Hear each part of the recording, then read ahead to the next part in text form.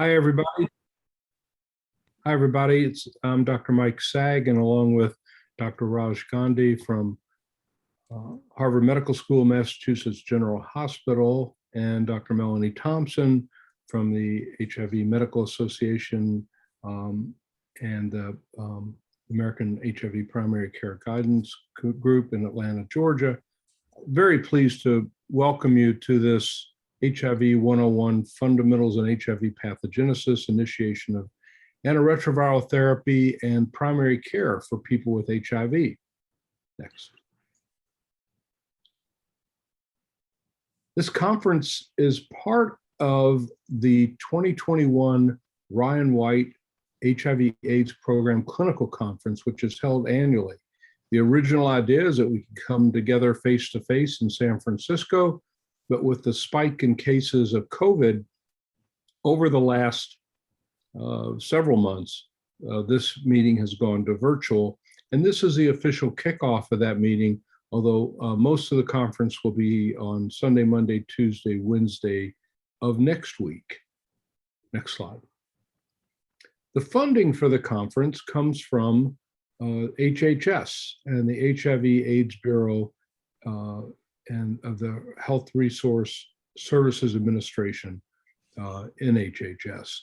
And so the funding for this comes from there. The sponsorship and the organization of the conference is contributed by the International Antiviral Society, USA, and it's coordinated through the Ryan White AIDS Education and Training Centers and the Clinical Training Network. Next slide.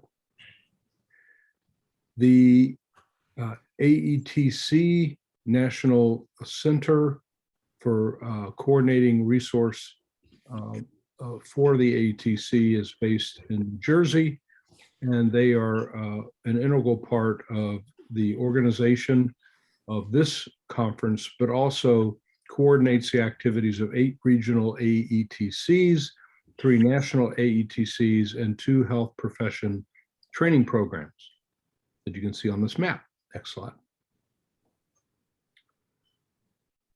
The IAS-USA is providing sponsorship for the meeting in CME. It's accredited by the Council for Continuing Medical Education to provide continuing medical education for physicians, and the IAS-USA designates this activity for 2 AMA PRA Category 1 credits. Physicians should only claim the credit commensurate with the activity of actual participation in this webinar. Next slide. But the webinar's also been approved for 2 ABIM maintenance of certification points, 2 nursing contact hours for CME, 2 hours of pharmacotherapy credit, or 2 contact hours for pharmacy. For the pharmacist, you can see the note at the bottom. I think you all are very familiar with how to register for this credit, and all the claiming of all the credits is on the IAS-USA website, which is www.iasusa.org. Next slide. The financial relationships for with companies is described, and those relationships for all faculty and staff are available online at the IAS-USA website. In addition, before each of the presentations, disclosures will also be presented. Next slide. Now, most of you are sort of really well versed in this at this point using Zoom, and poll questions, as you know, will pop up on your screen. When a question is asked, you choose a response that you like, and then after the poll closes, we'll see the results. You submit questions to us for the Q&A portions. There will be 2 Q&A portions for this, one right after my talk and Dr. Gandhi's talk, and then a wrap-up longer Q&A session after Dr. Thompson's talk. We will try to get to every question that's asked, but we won't necessarily, if there's a lot of questions, which I think there will be, we may not be able to get to them all. The chat is open for all participants, so please feel free to make comments as you go, but if you have questions, you'll see at the bottom of the screen on Zoom, it says Q&A, and that's where you can submit your questions. Next slide. Now, what's interesting is that the conference itself, the virtual Ron White conference, requires registration, and the eligible folks who can register for the meeting are those people who are working at Ron White centers across the country. But we've decided also to allow folks to watch the presentations online as they're presented, and there'll also be archived presentations that you can access on websites later that we can describe. But right now, the question to sort of get us going, are you formally registered for the virtual 2021 Ryan White AIDS Program Conference? Go ahead and answer yes or no.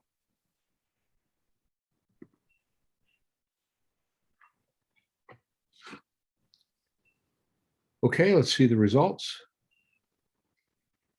Okay, great. So a lot of folks are, but making this available to more people, I think, is valuable, and it's great to have everybody here. Next slide. And how many individuals with HIV infection are presently under your direct care? So this is not asking the question, how many are in your clinic that are shared among 5 or 8 or 20 providers? This is how many folks do you provide care for yourself? Go ahead and vote.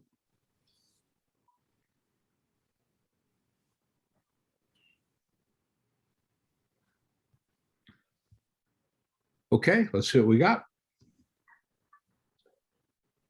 So a lot of folks seeing a lot of people, it looks like. Looks like at least around half the folks are seeing somewhere between 15 and 500. That's a lot of people. Let's go ahead and move forward. Please rate your perceived, what you would describe yourself as far as expertise in HIV management and knowledge. Go ahead and vote.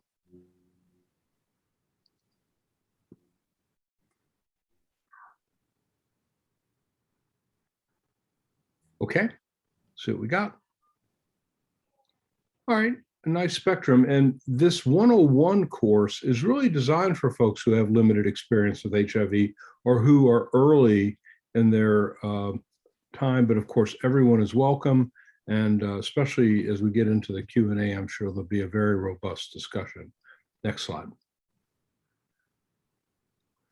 So learning objectives for today are, we're going to talk about the biology and the early events of HIV infection. There'll be some focus on laboratory markers of HIV acquisition, the basic mechanisms of antiretroviral therapy, how to choose regimens and what those regimens, how they can be based on patient parameters, appropriate use of vaccines for adults with HIV, focusing on hepatitis B, pneumococcus, and the COVID vaccine, appropriate cancer screening for people with HIV, focusing on cervical and anal cancer, screening for cardiovascular disease and managing hyperlipidemia, and then, of course, screening for polypharmacy and frailty. I believe that's the last of the introductory slides. So I'm going to go ahead and kick off with, by sharing my screen here and getting started on the presentation of the first talk. So there'll be 3 talks, and my talk is on the fundamentals of antiretroviral therapy. And I have my institution have received research grants from Gilead Sciences and ViiV Healthcare, and you can also see that the panel reviewers had no relevant conflict. So let's start with a question. At steady state, when an actively producing cell dies, that's a cell infected with HIV, when it dies, how many cells is it replaced by? How many newly infected cells? So go ahead and look at these responses and vote.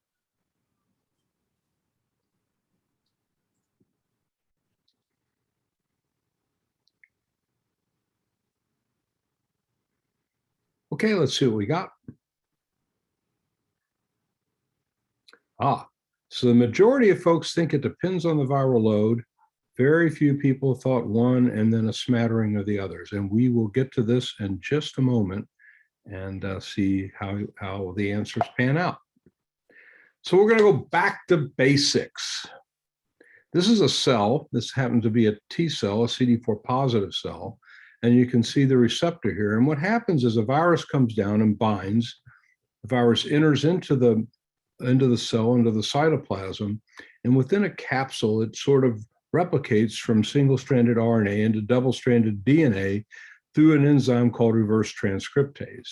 The double-stranded DNA then enters into the host nucleus and integrates into the DNA of the cell. And this is a reason why we can't cure people, because once the cell gets infected, that virus remains with the cell for its lifespan.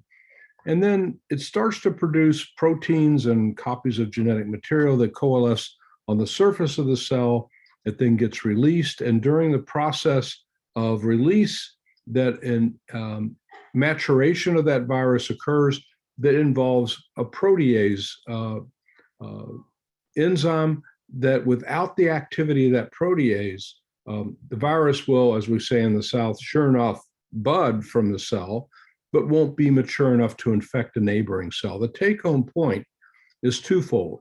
One, our targets of antiretroviral therapy are around all parts of this life cycle, be it entry, binding entry, reverse transcription, integration, or maturation of the virus as it leaves the cell through inhibition of a protease inhibitor. And the net effect, no matter what antiretroviral therapy we have, is that it protects an uninfected cell from becoming infected, either through one of these early steps once infection occurs, or even in the case of protease inhibitors, this virus that gets excreted from the cell doesn't mature and therefore is not infectious for the neighboring cell. So that's all we're really doing with antiretroviral therapy, is protecting uninfected cells from becoming infected. And once they become infected, there's not much we can do at that point based on today's available treatment options. Now, this is a little bit of a personal story. Back in the early 90s, I worked with Jeff Lifson and Mike Piatek at Gene Labs, and they had figured out a way to quantify viral load. And we now use that every day through lots of different mechanisms. But at that time, the ability to quantitate viral load was not there. And they developed a technology at Gene Labs in Redwood City, California. And we started also, because we had the access to the viral load, working with a number of companies that were developing a lot of new drugs in the early 90s that ultimately came together in 1995 and 96 to form what we call heart therapy. And this is what a drug that was a Merck product, what it did as we measured virus almost daily in an individual who was treated with monotherapy with this drug. It was a protease inhibitor called Indinavir. And this is what we saw. And by working with a mathematical modeler, we determined that the half-life of the virus in plasma was about a day. Now, just from this graph alone and working with a guy named Martin Novak, we were able to quantify how much virus was produced today. So let's go ahead and vote. How many viruses are produced today in an infected person? Go ahead and vote.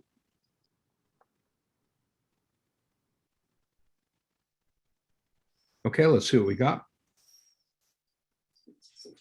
And the correct answer is a little bit like Dr. Evil.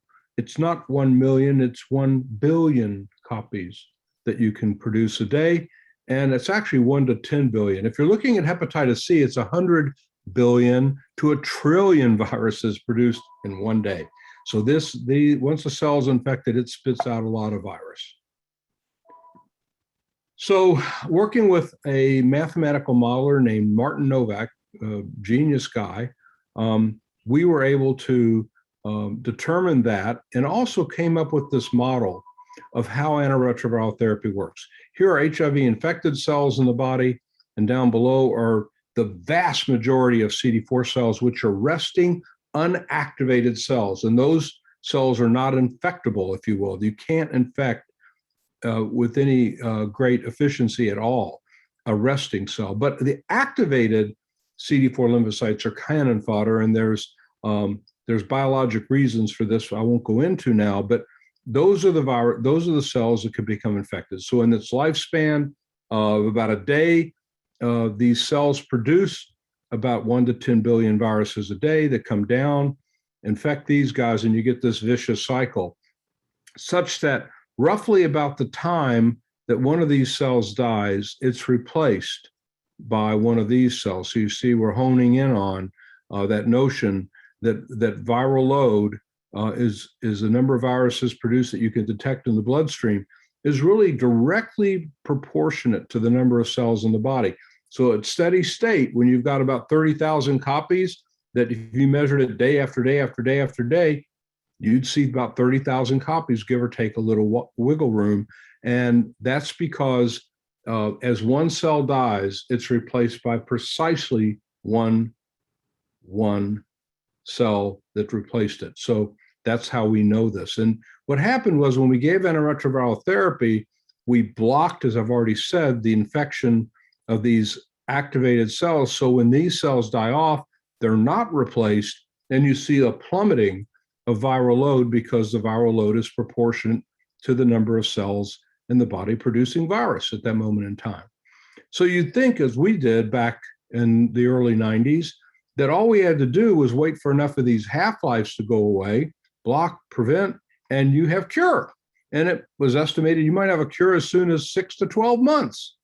But unfortunately, less than 1% of the population of infected cells don't die on the order of a day or so, but rather they are long-lived, and that's called the reservoir. That's the latently infected cells that can last for years, decades.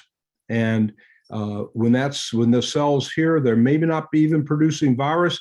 Every now and then they release some virus that you might detect in the plasma and call that a blip, but it's really not engaging while the antiretroviral therapy is on board. It's not igniting this fire. So you have these cells that are infected. They are blocked. The virus, whatever they might produce, is blocked, but they live long lasting. And that's why we can't cure anybody just yet. These cells, as I said, last about a day. And believe it or not, everything I just told you was deduced from this one graph. Amazing. It's always good to work with really smart people like Martin Novak and George Shaw and Beatrice Hahn. So we then went on and did lymph node biopsies, and we looked at the number of cells, how many lymph nodes, cells in the lymph nodes that were producing virus, and then compared that to the plasma viral load. And what you see is a direct linear relation. This is pre-therapy where the viral load is high, and this is post-therapy when the viral load comes down. And you'll notice just from all the way across the room that viral load is directly proportionate to the number of cells in the body producing virus. And this underscored that notion that I've told you before, that viral load is directly proportional to the number of cells. So when one cell dies, it gets replaced by just one cell at steady state. So now I'm going to come back and ask this question again, that when a producing cell dies, it's replaced by precisely how many infected cells? You've seen this question before. Vote quickly, and we'll see if people change their mind. Let's go and see the result. Yay. I'm still not sure why folks are hovering on that depends on the viral load. It really doesn't. It really is at steady state. One cell dies, it's replaced by another. So let's move forward. This is a lymph node. It's not a kidney. That's the best I can draw on PowerPoint. And you can see that if you look in the paracortical region where the CD4 cells live, using the same color scheme, activated cells or infected cells are in powder blue, and the majority of cells there are unactivated. And if the viral load is high, it's not too hard to find an actively producing cell. But if the viral load is low, it's kind of like Where's Waldo? You got to look pretty hard to find that infected cell. And if we look at this in a very microscopic way, here's that cell that lives on order for about a day, and it's spitting out a lot of virus in its lifespan that ultimately produces 1 to 10 billion viruses collectively a day in the body. But most of the cells in the immediate vicinity are unactivated activated T cells, which are not really receptive. But here comes this activated cell nearby. This guy sends out his vibe and enters the cell and infects that cell. And at steady state, that occurs on average right about the time that that cell dies, the original cell. And that's how you get the steady state of viral production and continuing ongoing replication. When we give antiretroviral therapy, we're in essence putting a force field, or if you want to use STI language, a condom, around this uninfected activated CD4 cell, so that when the virus tries to come out, it can't really enter the cell, or the virus coming out of it affected by a protease inhibitor is not infectious. And so now when the center cell dies, it's not replaced and the viral load plummets, just like the graphic told us. And this all, again, that combined with the lymph node study is all just incredible information. Now, what happens if we're using, say, a non-nuke as monotherapy, say nevirapine, like we used to do in perinatal infections? Well, there you've got a condom with holes in it. And what that means, in essence, is that by chance, when this center virus replicates, it makes a mistake about every 4,000 to 5,000 base pairs, and it's a 9,000 base pair virus. So a mistake almost every time it replicates. A lot of times it is a stop codon or a synonymous sort of change. But every now and then, just by chance, a virus can be produced that has a mutation where the force field or the condom is not protective. So let's say in the case of nevirapine, it might be a Y181C that just happens in this virus. That virus enters that cell. And from that point forward, as that cell gets activated and infected, every single virus that it now puts out has a Y181C, and you can see that developing in just a matter of days. You can start detecting in nevirapine monotherapy at about 2 to 3 days a few viruses in the population that are resistant by day 14, half the population by day 28. The entire population of viruses produced in the body have that resistance mutation to nevirapine. So when should we start therapy? Let's go ahead and see what you guys think. At a certain CD4 count or at any CD4 count? Let's go ahead and vote. Okay, see what we got. Yeah, and this is a huge change from 12 years ago. And when you look at the biology, you kind of go, of course, that's when we would treat. But yet there still are folks, because of the tradition going back to the original AZT study in 1986, 87, they didn't want to give a potentially toxic drug, AZT, to people who were otherwise healthy. So they restricted entry to people who had CD4 counts less than 200 or had prior pneumocystis carinii pneumonia. And that's how we got anchored to CD4 counts as an indicator of treatment. And it's just anachronistic and frankly wrong. And as we learn more about the biology, we move forward. But there are other reasons besides just the biology. First off, we know that activation is lower in people who are treated than untreated. So this is the untreated folks in terms of CD38 HLA-DR positive cells, which basically is a sign of inflammation and activation. The uninfected controls are here, and on treatment with undetectable virus, much lower than those not on treatment, but still just a titch higher. And I'm sure Dr. Thompson will get into this a little bit when she talks about accelerated comorbid conditions such as cardiovascular disease, even when people are treated, that there can be some degree of persistent low-level inflammation. And this is also shown here with acute early therapy. These are people with their activation pre-therapy. Here's post, 2 years later, and then with a viral load less. And this is basically the same type of data that I just showed you.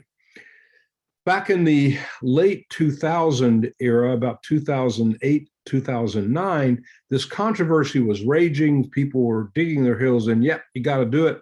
You got to relate it to the CD4 count. And Mari Kitahara and the CNIX, or the NA Accord group, determined that deferral of therapy, even to just 500, waiting until it got to 500, was associated with a relative hazard of mortality that was significantly associated with waiting to start therapy. And this was later confirmed with the randomized trial. Some of us thought, well, why are we doing this study? It didn't make sense to spend, in my view, $100 to $120 million, whatever it costs to run this trial internationally. But it again showed that deferring antiretroviral therapy was associated with more adverse event or clinical events than starting therapy immediately. And there's also been a lot of cost effectiveness data. And I'm really reviewing this for you because especially those of you who are coming into the field and don't know this history, I think it's important to understand where we came from, but it's cost effective to start early as well. Here's just a practical consideration. If we have a newly diagnosed guy who comes in, or woman, with a CD4 count of 650, and we treat immediately, versus somebody waiting another, let's say, 4 or 5 years until their CD4 count drops to 500. If we start right away, we're going to end up with about 40 years on therapy if they live to age 70, or hopefully 50 years of therapy if they live to age 80, and 35 years if they live to 70, 45 years. So they're going to be spending most of their time on treatment anyway. Why wait? It doesn't make any common sense. But as we just heard, during that 5 years, there can be harm from the increased inflammation that we showed in those earlier studies. It just doesn't add up. So that's why we're pushing hard. In some ways, we could argue we've gone a little bit too far the other way, where we say, we've got to start right away. We've got to start on the day of diagnosis, or maybe in the emergency room. That's not a biologic issue. Waiting another day or two, even a week or two, isn't going to matter in terms of the biology, unless it's an acute seroconversion. Rather, the reason we push for more immediate therapy or soon after diagnosis is a psychosocial reason, that it helps the patient engage. The longer we wait from the time of diagnosis to initiation of therapy, the more likely it is that they won't keep their visit, and we're going to lose them to follow-up before they even start.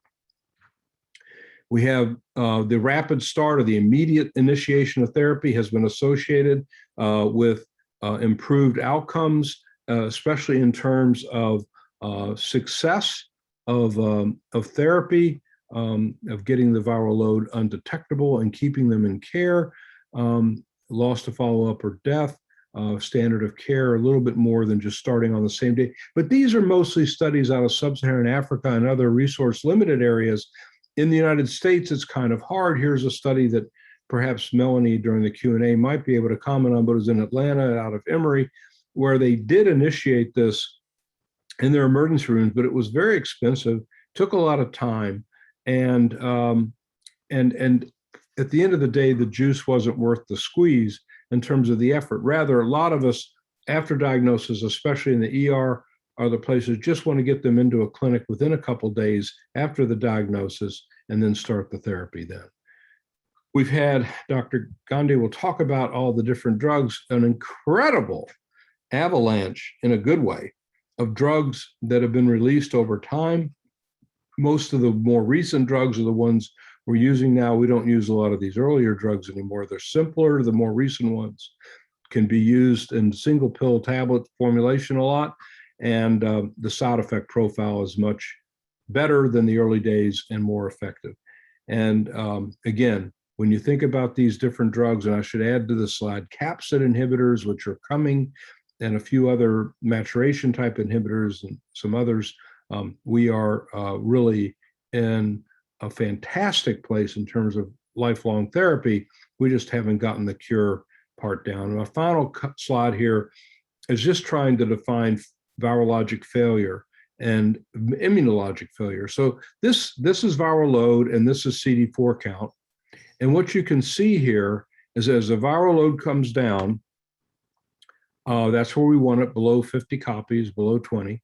Normally in the green line, we get this bump in CD4 count, maybe up to 200 cells in the first 6 to 8 weeks. But some people don't get that bump. And you'll notice that most of that action is in the first 6 to 8 weeks. And after that, the slope of the rise is similar between these groups.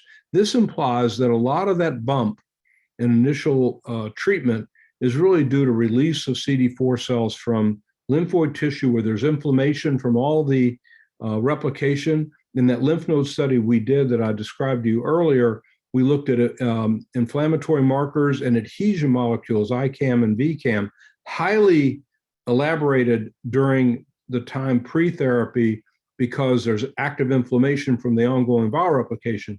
You treat, viral load comes down, replication stops, and the adhesion molecules go away very quickly.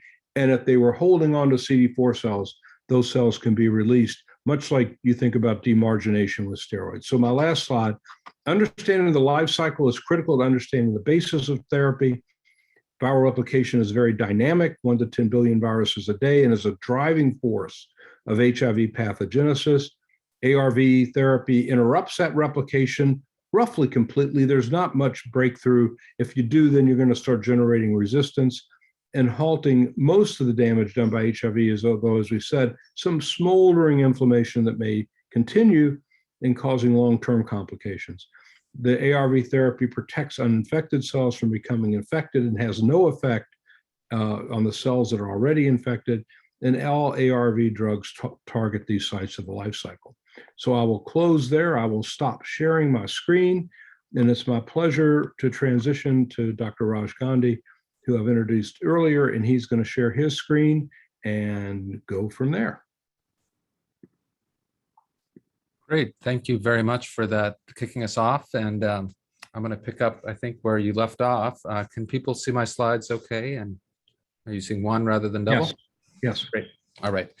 So now we're going to take the next step forward and talk about evaluation and treatment of a person newly diagnosed with HIV. Here are my financial relationships. And before we get into the bulk of the presentation, I want to actually pose a pretest question. So a woman in her 30s who's in her second trimester of pregnancy is diagnosed with HIV. Which of the following antiretroviral medicines should not be prescribed during pregnancy? 1, dolutegravir. 2, raltegravir. Please go ahead and vote. 3, cobicistat boosted atazanavir.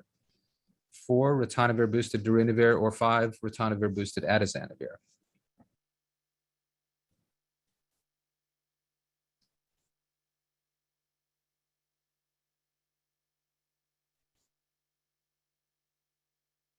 Okay, good. We'll come back to this at the end, and we'll certainly cover some of this during the course of the next few minutes. So I'd like to talk about newly diagnosed patients and their evaluation and treatment in the context of someone I saw a few years ago. So this is a 45-year-old man who has sex with men. He's tested for HIV, and his antigen antibody test and confirmatory tests are positive. He's not been previously tested. And he asked me a couple of questions. He asked, 1, should I start therapy for HIV? What should I be treated with? And what are the options if I don't want to take a medicine every day? So the way I approach a newly diagnosed patient is essentially in 3 steps. I think about what I need to do in terms of the history, the exam, and the lab tests. I decide whether they do or don't need opportunistic infection prophylaxis. And then I think the most important part is the antiretroviral therapy decision, when and what to start. We've heard about when to start, but we'll talk in some detail about what to start. So the history and exam, some of the key things to go over when you first meet a person with HIV are their risk behaviors and their approximate date of infection. Why is this important? Why does it matter? In part, it matters because some co-infections are more likely depending on how a person acquires HIV. So I'll give you an example. HHV8, or human herpes virus 8, is the cause of Kaposi sarcoma. It's much more common in men who have sex with men than it is in women. So it's much more likely than a person who acquires HIV whose MSM will develop Kaposi's than it would be for a woman to develop Kaposi. So that's one example. I also talk about exposures. Have they had exposures to TB, endemic fungi? These are things that can reactivate. And do they have any sexually transmitted infections? I go over whatever medicines they're taking now, including alternative medicines. Some alternative medicines, such as St. John's wort, can interact with some of the pharmacologically boosted drugs. So I want to know everything they're taking. And then I find out if they've disclosed, and if so, to whom. Have they disclosed their HIV diagnosis to a friend, to family, and what kind of support do they have in place? In terms of the exam, I'll show you a couple of pictures of some of the common findings in advanced HIV, but I focus in on the skin exam. I do a fundoscopic exam, but honestly, if the CD4 count is less than 50, I'll refer to an ophthalmologist because that's when someone is at risk for cytomegalovirus retinitis. I look at their oropharynx. I do a lymph node exam. Now, as Dr. Saag was saying, you can get diffuse adenopathy from HIV itself, but if there's a dominant node or rapid enlargement, that's when I start thinking about biopsy. And then cervical pap, rectal exam, and cytology. So here are a couple of pictures of dermatologic and oropharyngeal findings. On your left is prurigo nodularis. These are kind of deep-seated subcutaneous nodules at sites of excoriation. They can sometimes look a little bit like Kaposi sarcoma, but the clue here is that you won't see them in places that a person can't reach because they're really triggered by the pruritus. Kaposi sarcoma is next. This is these purplish plaques, sometimes papules, sometimes on cosmetically disfiguring parts of the body like the face. Aphthous ulcers are next. This is in the mouth, but aphthous ulcers, which can be quite painful, can be really throughout the GI tract, and it can be a cause of odynophagia. So giant aphthous ulcers in the esophagus can cause odynophagia, along with other diagnoses like Candida, like CMV, like HSV. So always remember that as a possibility. And then, of course, oral candidiasis is on your right. This is one of the classic pictures with these whitish plaques that scrape off with the tongue blade. But oral candidiasis can also just be erythematous candidiasis, so erythema and pain in the back of the throat. And sometimes you can get what's called angular cheilitis, essentially candida at the corners of the mouth. So now let's shift to laboratory tests. The routine tests that I'll do are chemistries, BUN creatinine, and liver enzymes. I'll do a CBC and DIF. Lipids and glucose are recommended. They can be done non-fasting, but should be repeated if abnormal in a fasting state, essentially 9 hours after the last meal or last food or drink. And G6PD, we used to do a lot because we used to often use drugs that can precipitate hemolysis in people with HIV, but we use those less and less as we're diagnosing people earlier and earlier. But I still do a G6PD in blacks in males from the Mediterranean, India, and Southeast Asia. And then I'll do a urine analysis.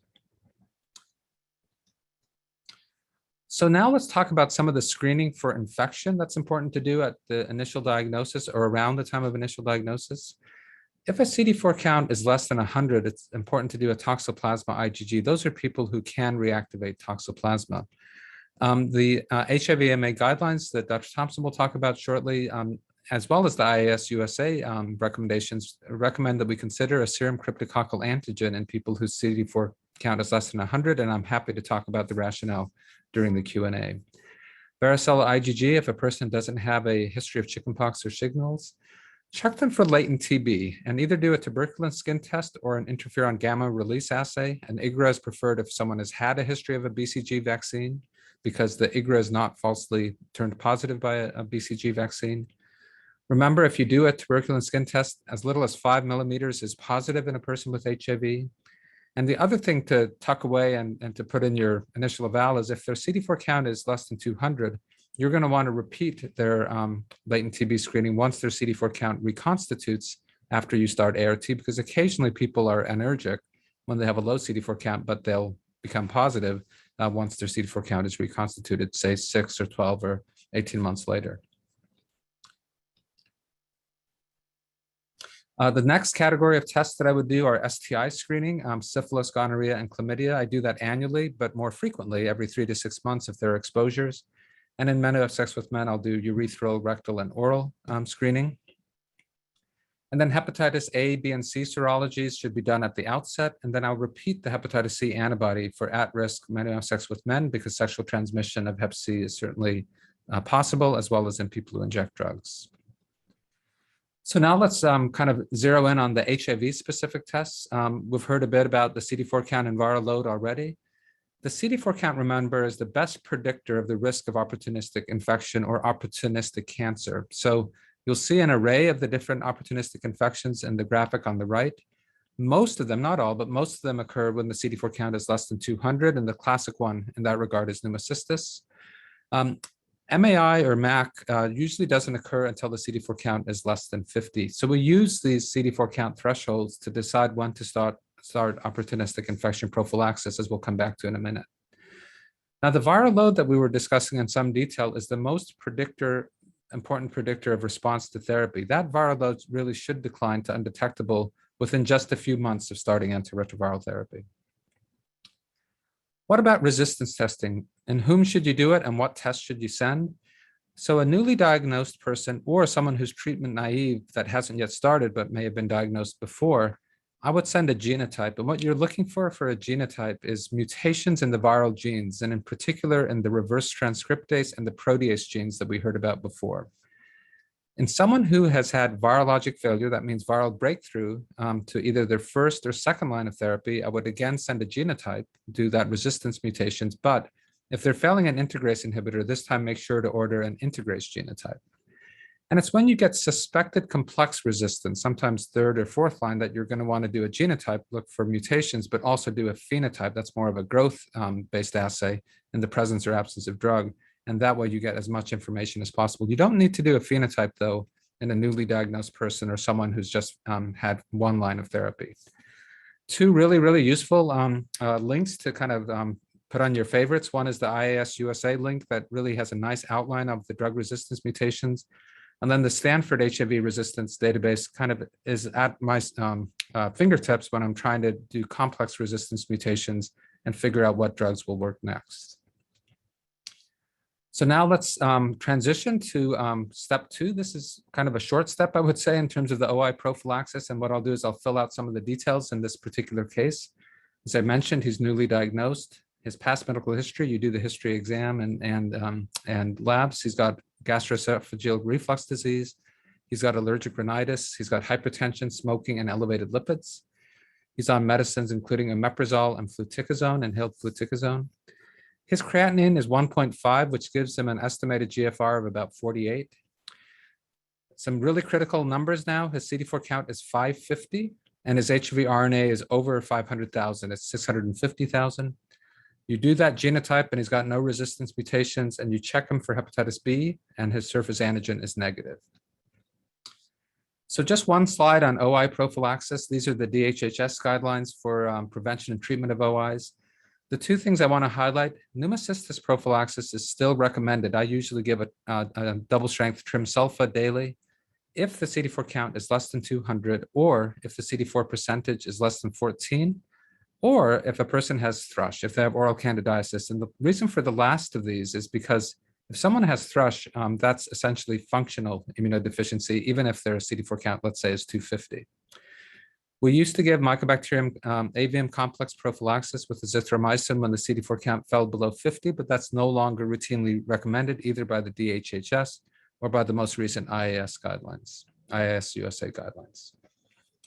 Okay, so now step 3, antiretroviral therapy, when and what to start. So you've already heard the answer of when to start. Dr. Saag already reviewed the important results of the START study, and I think this is very clear that we should be starting regardless of CD4 cell count. As he mentioned, this was a randomized study for people who were adults with a CD4 count of over 500. Half of them got immediate ART, half of them got deferred ART. Deferred meant that the CD4 count fell to below 350. You see that marked reduction in both AIDS and non-AIDS related events. And this is interesting, right? I used to think that a lot of those AIDS-related events would occur when the CD4 count was below 200. But here are things like tuberculosis, Kaposi sarcoma, lymphoma. All of these were much, much less likely if you started early than if you waited until the CD4 count fell below 350. Interestingly, cancer rates, if you put together AIDS and non-AIDS cancers, those were also lower in the immediate ART group. So really tremendous benefits to starting early. Just a word about when to start ART in someone who has an acute opportunistic infection. This is usually in the hospital. This is an older ACTG study of 280 or so people with HIV who had acute opportunistic infections. About 2/3 of them had pneumocystis. TB was not in this study. At the time, early ART was starting within 2 weeks after OI therapy was initiated, and deferred ART was waiting about 6 weeks after OI was started. What you see in the graphic on the right is that the rates of AIDS progression and death was substantially lower, 14% versus 24% progression in the early ART group. So here's just one summary slide of when to start ART in someone with an OI. So there's some OIs where the treatment itself is antiretroviral therapy. Those are opportunistic infections for which there's no good antimicrobial. So examples of that: progressive multifocal leukoencephalopathy, there's no good antiviral against JC virus. Microsporidosis, there's no good antimicrosporidial drug. So giving ART is the first thing you're going to do because that's how you treat the infection. For pneumocystis, for MAC, for toxoplasma, for most other OIs where we have decent antimicrobials, you're going to want to start those antimicrobials, let's say Bactrim for PCP, but then you should start that ART within 2 weeks for sure. I usually start within a few days once I'm convinced they're tolerating their Bactrim, let's say it's PCP. For TB, the WHO recommends that we start ART within 2 weeks if the CD4 count is less than 50, and within 8 to 12 weeks if the CD4 count is over 50. I will usually start well before 8 to 12 weeks, even if the CD4 count is 100 or 200. Essentially, once I'm convinced that they're tolerating their TB therapy, a lot of pills, so you don't want to start them simultaneously with ART, but as soon as they're tolerating that.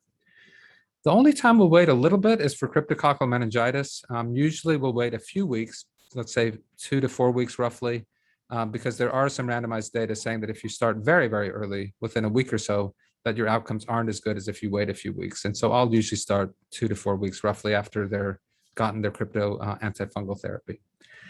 The bottom line is the last line, which is in a person who presents with an OI or a low CD4 count, you're going to want to start ART in the hospital or very, very soon after discharge. So I'm just going to put up one interactive case. I'd like you to tell me your thoughts on what we should do with our patient. He's 45, just as a reminder. He's got GERD, allergic rhinitis, hypertension, smoking, lipid elevation. He's on a couple of important meds, fluticasone inhaled, omeprazole. He's got a creatinine GFR of 48. His CD4 count is 550. His HV RNA is 650,000. His hepatitis B surface antigen is negative. So go ahead and vote between the following possibilities. Would you start dolutegravir, abacavir, 3-TC? Would you start dolutegravir plus TAF FTC? How about bictegravir, TAF FTC? Doravirine, TDF, 3-TC? A protease inhibitor, darunavir, cobicistat with TAF FTC? Or would you give 2-drug therapy with dolutegravir, 3-TC? Let's see what you think.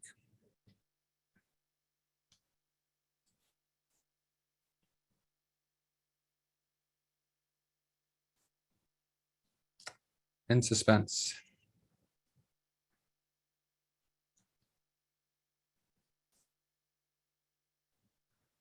Okay, so it looks like about exactly 2/3 of you actually like bictegravir, TAF FTC, and smaller percentages, like 1 out of 7 or so, like dolutegravir, TAF FTC. A few of you like dolutegravir, 3-TC, so we'll talk about some of these choices. I would say here that I think either 3 or 2 would be my first choice, but we'll talk a little bit about how I decide between these drugs. So Dr. Saag has gone over this life cycle already, so I won't belabor this. I just want to remind us that there are 8 different classes of antiretroviral medications that we have available to us today. There are 4 different types of entry inhibitors blocking the virus from getting into the cell. There's a fusion inhibitor. There's a CCR5 antagonist. There's a drug called ibalizumab, which is a CD4 post-attachment inhibitor. And then the most recently approved drug is a GP120 attachment inhibitor called fostemsavir. There are 2 different flavors of reverse transcriptase inhibitors. There's nucleoside RT inhibitors and then non-nucleoside RT inhibitors. There are integrase inhibitors, and when we get to the guidelines, that's really the mainstay of therapy. And then there are protease inhibitors, and we heard about where these drugs act. These are those 30 drugs that we heard about before, many of which are available as combinations, which just makes the pill burden less than it used to be when we first started doing this. So how does one choose between all this, large array of different choices? So these are the 2 main guidelines panels in the United States, and I think they give some very useful guidance when it comes to choosing initial antiretroviral therapy.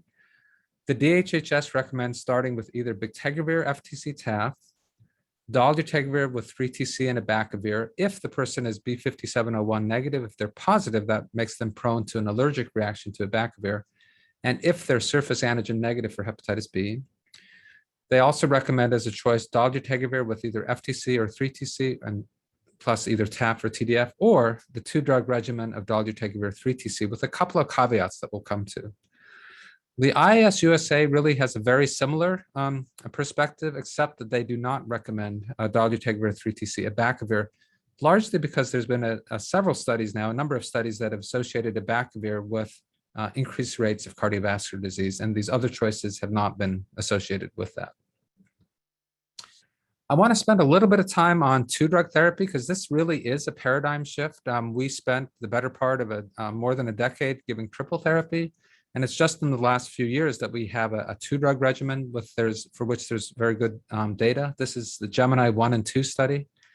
It compared dolutegravir 3TC or 2-drug therapy to 3-drug therapy, dolutegravir plus TDF FTC. Who was in Gemini? They had to be treatment naive. They had to have a viral load ceiling of 500,000. So if you'll remember our patient, that patient's viral load was 650,000. So the viral load ceiling in Gemini was 500,000. They couldn't have resistance and they couldn't have Hep B because if they had Hep B, you needed tenofovir as a Hep B drug. What were the type of people who were in Gemini?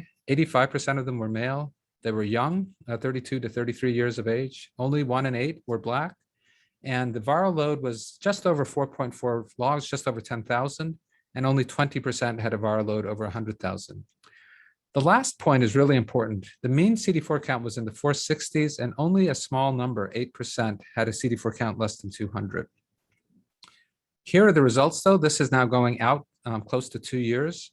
And doesn't matter the colors because there's really no difference between the 2-drug arm, kind of in the bluish, and the 3-drug arm, which is in the orange. Out to week 96 in terms of viral load suppression. And that last bullet on your right is really important. No treatment emergent resistance in either arm. And so that really reassures us that this 2-drug regimen is having durable viral suppression. Now, what about CD4 count less than 200? There was a little under 120 people in the study that had a low CD4 count. In that subset, the viral load suppression rate was numerically lower in the 2-drug group, but it wasn't related to virologic failure. It was things like loss to follow-up and a variety of different other reasons. But it does give me pause about using 2-drug therapy in people with a very, very low CD4 count. More recently, in fact, just this past summer, there's been some nice data presented on switch therapy. So this is not initial therapy. This is once you've got someone suppressed, can you then put them on 2-drug therapy? So this is the appealingly named SALSA study, which looked at people who were on therapy, virologically suppressed, and they were randomized to get 2-drug therapy with dolutegravir 3TC or to continue their prior antiretroviral therapy. That's what CAR is their continuation of their prior antiretroviral therapy.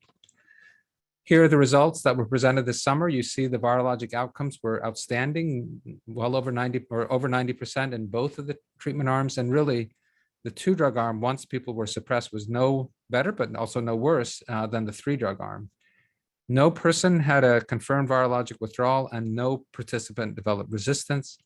And this SALSA study is also kind of bolstered by a slightly older study called Tango, which had a very, very similar results. We now have 2 really large studies that support that you can step down to 2-drug therapy. So here's my take on 2-drug therapy with dolutegravir 3TC. I do think it's a reasonable option, particularly for people who kind of match that Gemini profile. They have to have a viral load of less than 500,000. In my opinion, they should have a CD4 count of over 200. And of course, you should avoid this in hepatitis B co-infection. You need that tenofovir. And it's also not recommended in pregnancy and in women trying to conceive because 2-drug therapy isn't yet studied well enough during pregnancy. My own thinking is that when I'm starting HIV therapy immediately after a diagnosis, while I'm still waiting for the genotype, while I'm still waiting for the hepatitis B, I usually will start with 3-drug therapy with one of those combinations that we talked about and we'll summarize in a minute. And then some time from then, I'll think about stepping down to dolutegravir 3TC in the future. But I sometimes will start 3-drug therapy up front and then step down. And I'm no longer using abacavir in people on first-line therapy, largely because of this cardiovascular risk that has been shown in some studies. So here's how I synthesize all the information in terms of how I make a choice. And I think it's very much in line with what what you were all thinking. So the pro of TDF, FTC, and dolutegravir, some of it is theoretical. So TDF has been associated with actually lower lipids because tenofovir lowers lipids, and TDF, or tenofovir disoproxyl fumarate, essentially gives the person more tenofovir than if they get tenofovir alafenamide. And it's also been associated with less weight gain. So those are some potential pros. The advantage of dolutegravir when you have a person who has tuberculosis, or if they have a bacterial infection for which you need rifampin for a few months, is that you can use dolutegravir as long as you double the dose of dolutegravir with rifampin. Some of the cons, though, TDF does have more effect on the kidney and on the bone than do abacavir and TAF. And I think that's particularly important if you've got someone with renal insufficiency or if you've got someone with osteopenia and osteoporosis. And then always remember, dolutegravir, although it has few drug interactions, can interact with metformin. So if you have someone on a high dose of metformin, you're going to want to choose something else or see if you can adjust the metformin. TAF, FTC, dolutegravir. TAF has somewhat more favorable effects on renal and bone markers. Just like the regimen above it, this is a 2-pill-a-day regimen. And we alluded to the fact that TAF has greater weight gain than TDF, and that TAF is associated with higher lipids. And we talked about the metformin interaction with dolutegravir. 2/3 of you liked TAF, FTC, bictegravir. This has the appeal that it's a single pill combination. It has some of those same TAF comparisons in terms of its comparison to TDF. 2 points I'll mention, though. Bictegravir is not recommended during pregnancy just because of insufficient data. And then bictegravir should not be given with rifampin because that drug interaction can't be overcome by increasing the bictegravir. Now, of course, we use very little rifampin, so for most people, this is a very good choice. And we've already talked about the last of these. I want to spend a minute on what to start during pregnancy. There have been some recent updates to the DHHS guidelines. The preferred regimens are abacavir 3-TC or a TDF, FTC, TDF 3-TC combination, plus either raltegravir as an integrase inhibitor twice daily, or, and this is new, dolutegravir is now considered a preferred antiretroviral therapy throughout pregnancy. It's always actually been a preferred ARV during pregnancy, but now what's been added recently is it's also preferred for those trying to conceive, and in a moment I'll talk about some new data that supports that. You can also use a boosted PI, either boosted darunavir given twice daily or boosted atazanavir. But this is the answer to the pretest question. The ones you don't want to use during pregnancy are bictegravir because there's insufficient data during pregnancy. You don't want to use any cobicistat boosted regimen, cobicistat boosted elvitegravir, cobicistat boosted darunavir, or cobicistat boosted atazanavir. That was the choice for the pretest question, because during pregnancy, there are some pharmacokinetic concerns about drug levels when you're using COBI as your booster. So that's the reason not to give cobicistat boosted regimens. For doravirine and NNRTI, there's insufficient data, and I already mentioned that 2 drug regimens are not recommended during pregnancy. 2 bits of new data that I think are well worth reflecting on. The reason why dolutegravir for a time there was a concern around its use around conception was an unplanned analysis of a study done in Africa called SAPAMO. So back in 2018, an unplanned analysis of that study found that there was an increase in neural tube defect prevalence among the infants born to women who conceived while on dolutegravir. So the first analysis showed a rate of neural tube defects of a little over 0.9% in the dolutegravir group and about 0.1% in the non-dolutegravir group. But Dr. Rebecca Zosch and her colleagues have recently updated these data from the IAS meeting this past summer. And now if you look down at the bottom 2 rows of this particular slide, now you see with more data accruing, the neural tube defects in women who conceived while on dolutegravir has fallen all the way down to 0.15%, which is not meaningfully different than the non-dolutegravir group of 0.1%. In fact, there's not a statistically significant difference between conception on dolutegravir versus non-dolutegravir. One thing I'd like you to keep your eyes on, because I think it may come to a guidelines change in the future, is more and more data in support of the use of TAF during pregnancy. So this is a landmark study called IMPACT 2010. It was done in women, mostly in Africa, who initiated ART during the 2nd or 3rd trimester of pregnancy. And they were randomized to either get dolutegravir plus FTC TAF, dolutegravir plus FTC TDF, or efavirenz FTC TDF. The results through the time of delivery, the women who got dolutegravir-based ART had a higher rate of virologic suppression than those who got efavirenz. 98% versus 91% were suppressed. Why might that be? It turns out that integrase inhibitors like dolutegravir lower the viral load more quickly than do NNRTIs, and that's probably why that happened. But more surprisingly is that adverse pregnancy outcomes were less frequent in the women who got randomized to get dolutegravir plus FTC-TAF than in the women who got randomized to the other regimens. And even neonatal deaths were less frequent in the women who got dolutegravir plus FTC-TAF. So I would not at all be surprised if in the near future, we see an update in the guidelines to support promotion of TAF from alternative, which is where it is right now, to a preferred regimen in pregnancy. And so keep your eye out for that in the future. Are integrase inhibitors perfect for everyone? I think they're good for most people. There are a couple of considerations. There are some drug interactions with integrase inhibitors. Polyvalent cations, so your irons, your magnesiums, your calciums, you got to separate those in time because those will sop up the integrase inhibitors and prevent them from being absorbed. And so if you've got someone on multiple times a day, let's say calcium, you've got to either have an alternative option or you got to think about another regimen. We already alluded to the fact that dolutegravir doubles metformin levels. It's okay if they're on up to 1,000 milligrams of metformin a day, but you don't want them on more than that if they're on dolutegravir. And then the thing that's getting a lot of discussion is the issue of weight gain. So here's one of many studies showing a link between weight gain and certain antiretroviral drugs. And this kind of comes into the integrase inhibitor and TAF discussion. So this was a set of industry-sponsored randomized studies of people initiating ART. So about 5,600 people who started in randomized trials, mostly in the US, but in other parts of the world as well, but mostly in the US. The median weight gain overall was just over 2 kilograms, so about 4.5 pounds or something like that. But about 12% of people, 1 out of 8, gained more than 10% weight, so a more substantial amount of weight gain. When they looked at the risk factors for weight gain, those people who started with a low CD4 count or a high viral load gained more weight. Female sex and Black race were associated with increased weight gain, and this has been true in several studies. But if you look at panel A, you'll see that ARV also made a difference. So panel A shows you that integrase inhibitors were associated with more weight gain in these randomized studies than PIs and NNRTIs.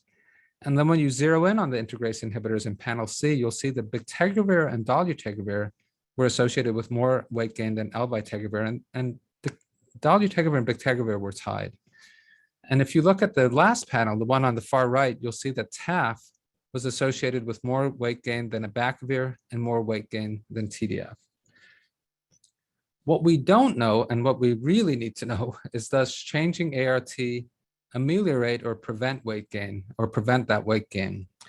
There was an interesting case report that was published in OFID, which is Open Forum Infectious Disease recently, where someone who gained a ton of weight on integrase inhibitors and TAF lost weight after switching back to efavirenz FTC TDF, but this is a single case report, not a practice changing, just really an anecdote at this point.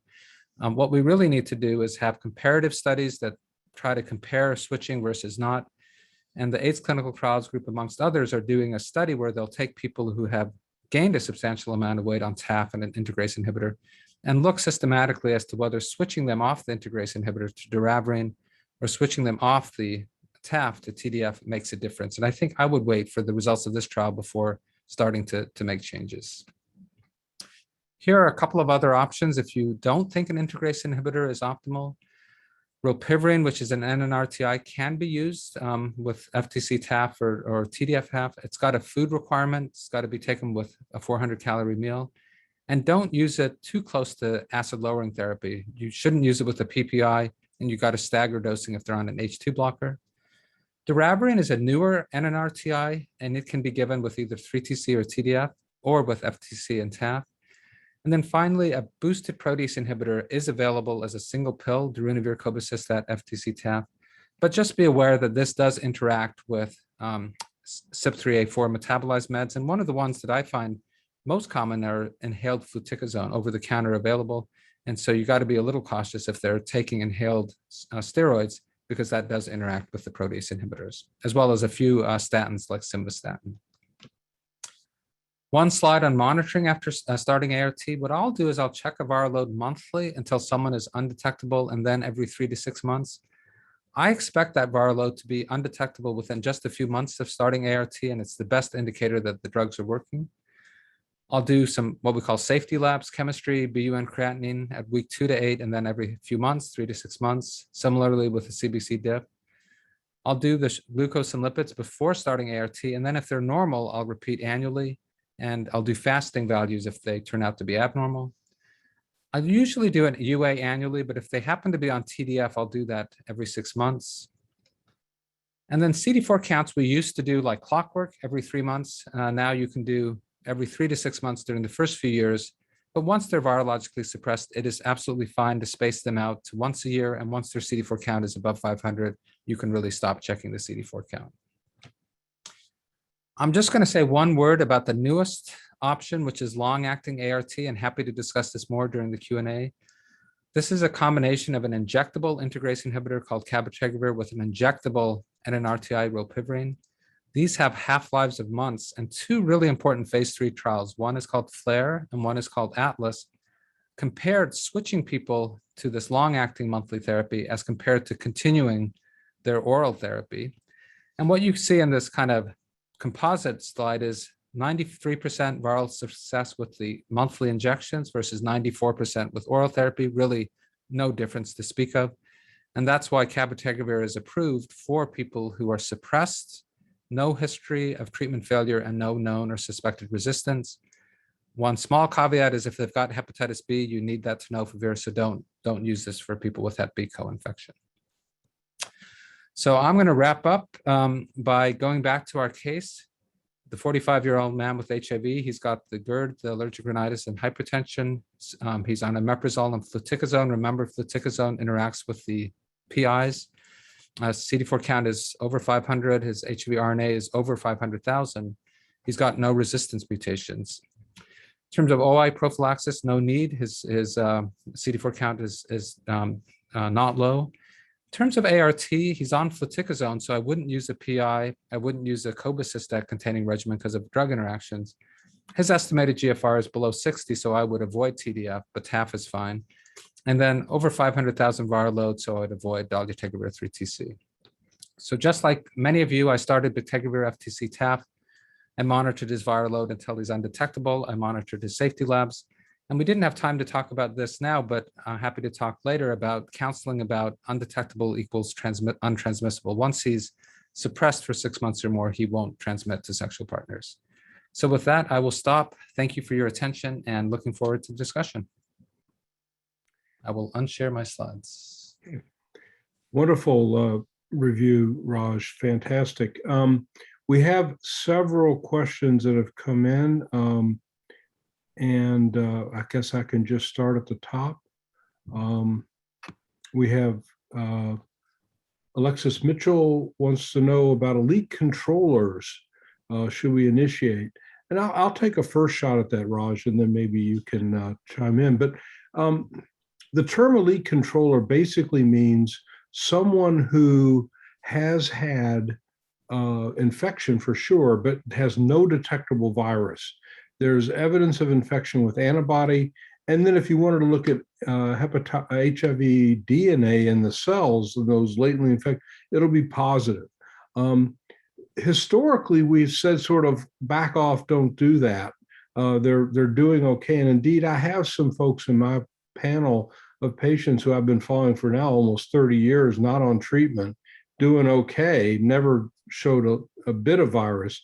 But I think the tendency now is to start treating the elite controllers, mostly because of that small difference in immunologic markers. It's up a little bit compared to uninfected individuals. So, Raj, what do you guys do in Boston? No, similar idea that there's a theoretic benefit to reduce that inflammation down to a lower level. We haven't proven that improves clinical outcomes in elite controllers. In fact, the START study that both of us talked about had a few people, not more than a few, but not a ton, that had viral loads less than 3,000, and they couldn't show a real effect of in terms of clinical outcomes in the START study in the viral load less than 3,000. That being said, though, it certainly prevents transmission, which is a good thing. And also, I think it does reduce inflammation. If they're not ready to start ART, I don't push them, but I do recommend that they keep coming to see me every 3 to 6 months, because there have been a couple of cases where people will lose control of HIV. And there was one tragic case where someone developed pneumocystis pneumonia and actually died after being an elite controller. So you want to keep them close. You want to have them come in every 3 to 6 months to check that CD4 count, check their viral load, and if they're no longer a lead controller, come right in with therapy. Yeah, great points. Stephanie Carroll asked, how important is a CD8 count? It's more, I think, the CD8 CD4 ratio, CD4 CD8 ratio that seems to be the most important. What do you think about that? Yeah, I agree. I mean, I think back in the day, the first clue about HIV, we used to call it T4 and T8, was when that ratio flipped. Normal ratio for CD4 to CD8 is 2 to 1. But early on, it was recognized that the ratio was often less than 1 and sometimes less than 0.5.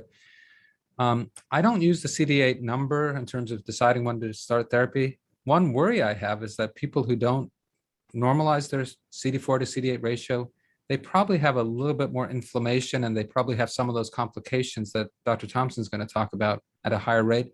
Unfortunately, there's nothing you can do to bring that CD4 to CD8 ratio. You just got to treat their ART and then do that really good primary care we're going to hear about. So I don't use it for clinical decision making, but it does worry me if the ratio stays very low, although it's a worry that I can't do much with. Yeah, that's right. There were some studies that showed that if you divide them into quintiles in a large population, the lowest quintile of CD4 CD8 ratios were associated with more cardiovascular disease and whatnot. So might be someone you lean towards a statin earlier. Yeah. Alade Akende wants to know about new patient panels that they order at their facility includes a TSH. Any reason that, I mean, besides general medicine, which we do all the time, I can't think of an antiretroviral drug or any other disease. Maybe invasive OIs could involve the thyroid theoretically, but it's not something that we would do outside of general medicine, which is good practice. I mean, we do that normally for patients who we follow in an internal medicine clinic. Yeah, I haven't been doing it routinely, but we'll ask Dr. Thompson what the HIV-MA guidelines say about TSH. I bet they're going to endorse just as part of general medicine, not HIV specific. And we're all becoming internists again, doing HIV medicine. Here's a direct question for you from Josh Sawyer. Does MAC cause false positives for tuberculin skin tests or the immune-based tests? Not as far as I know. I think there are a couple of causes of false positives, but I don't believe MAC is one of them. So, okay, I agree. Katie Okia is from Denver, and can you elaborate on the check of toxo IgG? Do that routinely. Your thoughts on why we might continue to do that in this day and age? Good question. We are going to start ART as soon as possible, and if their CD4 count is less than 100, I would have wanted to start yesterday in terms of their ART. So that's a reasonable point. I guess I do it still because it takes a little while, as we heard, for that CD4 count to reconstitute. And they are somewhat vulnerable for a few months after you start ART. So I guess I'd want to know if they developed a problem during those first few months, were they or weren't they toxopositive?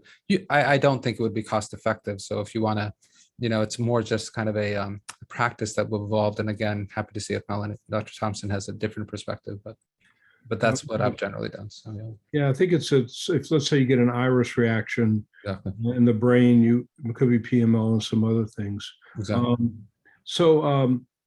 Hauchi Sun, who's at your place at Mass General, had a couple questions related to sleep, and in particular, sleep disorders. Can they contribute to HIV-associated neurologic deficits in the brain? And it's a reasonable question. I don't think we check for sleep enough. I think there's a lot of people with occult sleep apnea that we miss. Yeah. The drug that we used to give more often that we do less often are the efavirenz containing regimens, in part because of the sleep issue that you're alluding to. Rarely some of the integrase inhibitors can affect, neuropsychiatric effects. I wouldn't say it's very common, but I agree with what's been said that we should be paying more attention because sleep apnea worsens hypertension, worsens cognitive things, all sorts of badness. So. Yeah. Elaide has a couple of other questions real quick. Back in the day, we used CD4 count and or a history of thrush as an indication for PJP prophylaxis. I think that's still true now. I think if somebody has thrush, and let's say by chance their CD4 count was 220, I'd probably, at least for the first 6 months, cover them, because the CD4 count is just kind of a rough estimate anyway. Would that be your approach? For sure. I think they've shown you that functionally they're not. That's right. Immune competent, and it's a good idea to do. I mean, I guess if they just got done with a whole bunch of oral prednisone or something, you had some other reason, but even then, I'd probably, if you had another reason for the thrush, but usually I would just go ahead and start the Bactrim and not take a chance. Yeah. One thing I will mention that we've learned over the years is that initially CD4 counts were in CD8 were the only measurements that we had. And so we associated relative risk of an opportunistic infection by epidemiology with where the CD4 count was. And people then translated that into immune function. And CD4 counts are not about function. They're just an epidemiologic marker. What I think we've discovered is that the virus itself is really the culprit. It's high levels of virus impair the immune system response to a lot of pathogens.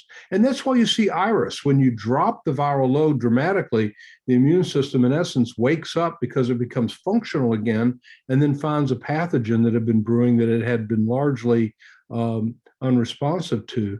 And so that, I think, is the thing. And we also don't see much MAC or CMV months after treatment, even if the CD4 count hadn't gone up very much, stays below 100, you don't see incident MAC or incident CMV like we used to before there was antiretroviral therapy.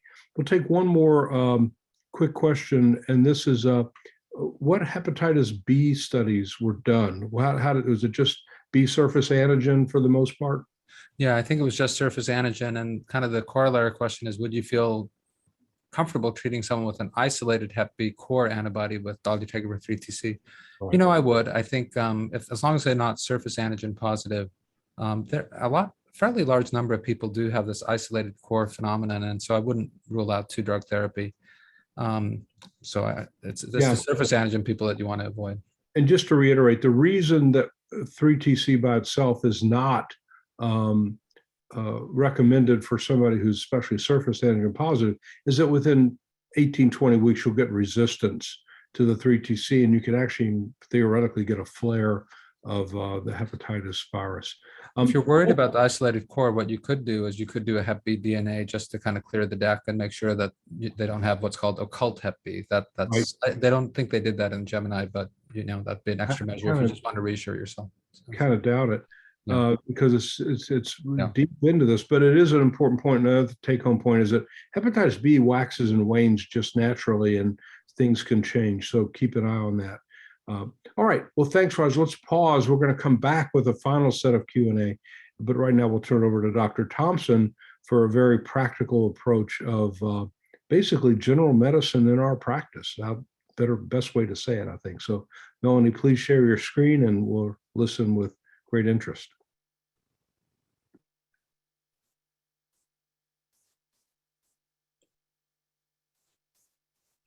Oops, trying to share my screen. Hang on, it's coming. Okay.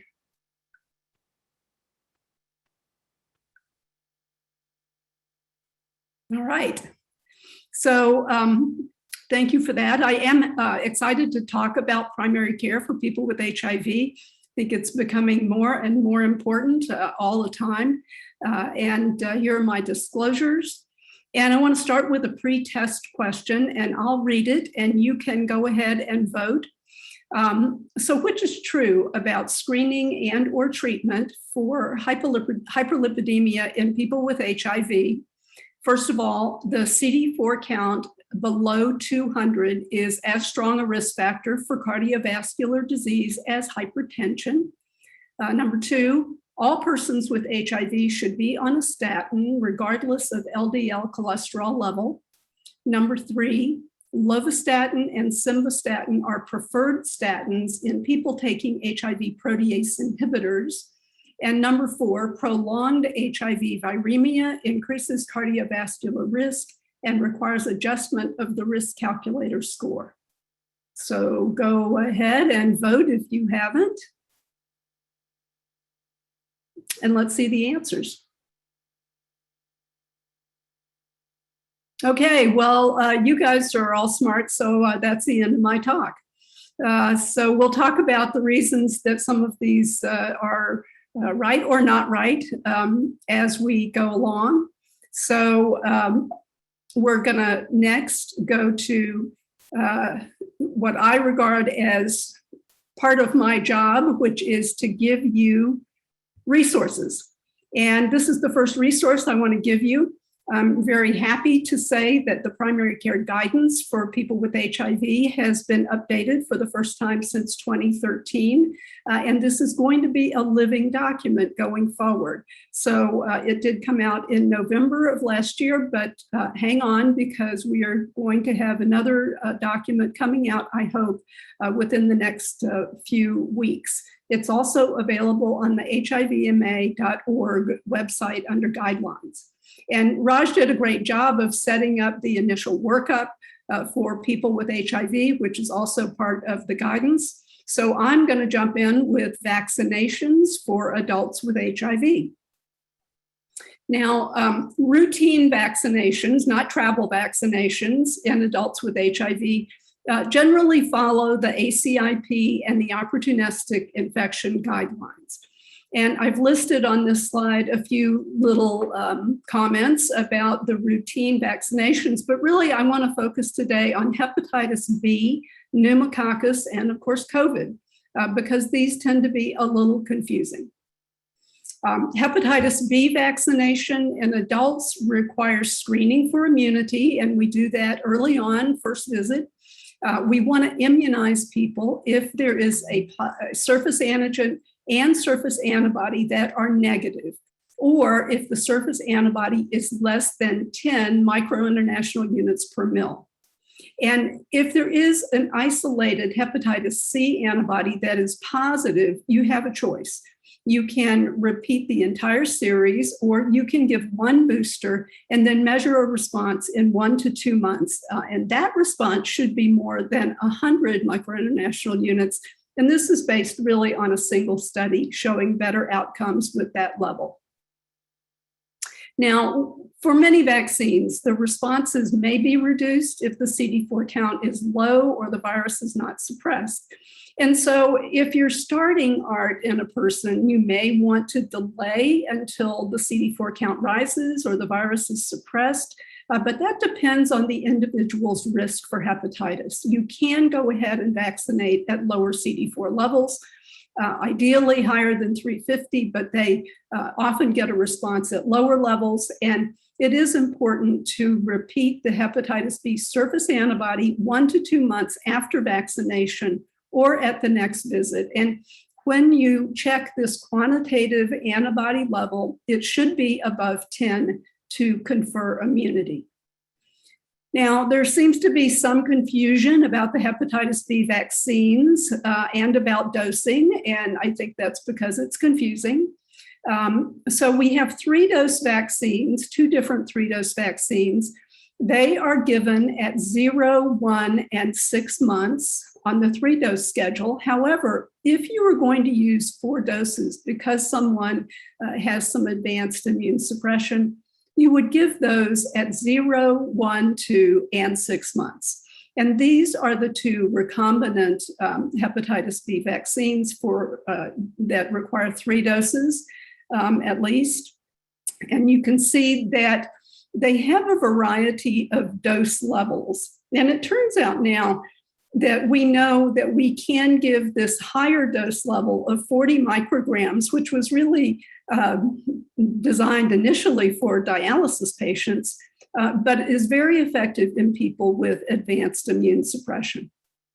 Now, there also is a 2-dose vaccine given 1 month apart, and we'll talk about that a little more in a minute.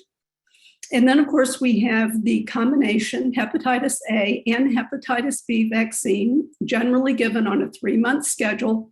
This one's a little different. If you want to give it on a compressed schedule, you can give at days, not weeks or months, day 0, 7, 21 to 30, and then a booster at 12 months.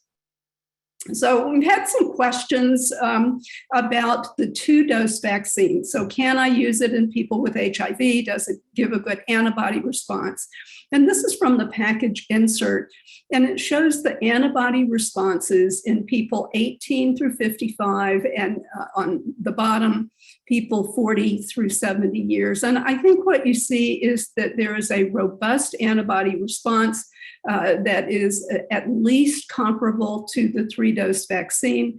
We have to say at least comparable because this meets non-inferiority criteria. And so we have to call it non-inferior, but I think we can be comfortable using this vaccine. Now, what about revaccination in adults? Well, if the hepatitis B level, surface antibody level is less than 10, at least a month after the full series, then we have a number of choices. First of all, you can give a second series of 3 doses or 4 doses of one of the recombinant vaccines. You know, if somebody didn't respond well to 3 doses of the vaccine, I probably wouldn't go back to that same dose level and schedule. So you may want to go to a 4th dose, or you may want to go to the higher dose of 40 micrograms. You could also give the 2-dose recombinant adjuvant vaccine at 0 and 1 month. Either way, you're going to want to follow up and look at the quantitative antibody levels. Now, there was a small study recently published, actually, and you have the reference here, that showed a better response rate and higher antibody levels when using the recombinant vaccine at 40 micrograms versus 20 micrograms. I would just say here that the schedule was a little different than what we usually use. It was given at 0, 1, and 2 months. Now let's switch to pneumococcal vaccination. It seems a little easier because there are only 2 vaccines. We have the conjugate vaccine, PCV13, and we have the polysaccharide vaccine, which is PPV or PPSV23. So we want to give the conjugate vaccine immediately upon diagnosis, and that's regardless of the CD4 count. And then we want to give the polysaccharide vaccine at least 8 weeks after the conjugate vaccine. And here's another one where if you're starting therapy, you could wait until the CD4 gets above 200 so that there would potentially be a better response. And then you want to give a second dose of the polysaccharide vaccine 5 years later.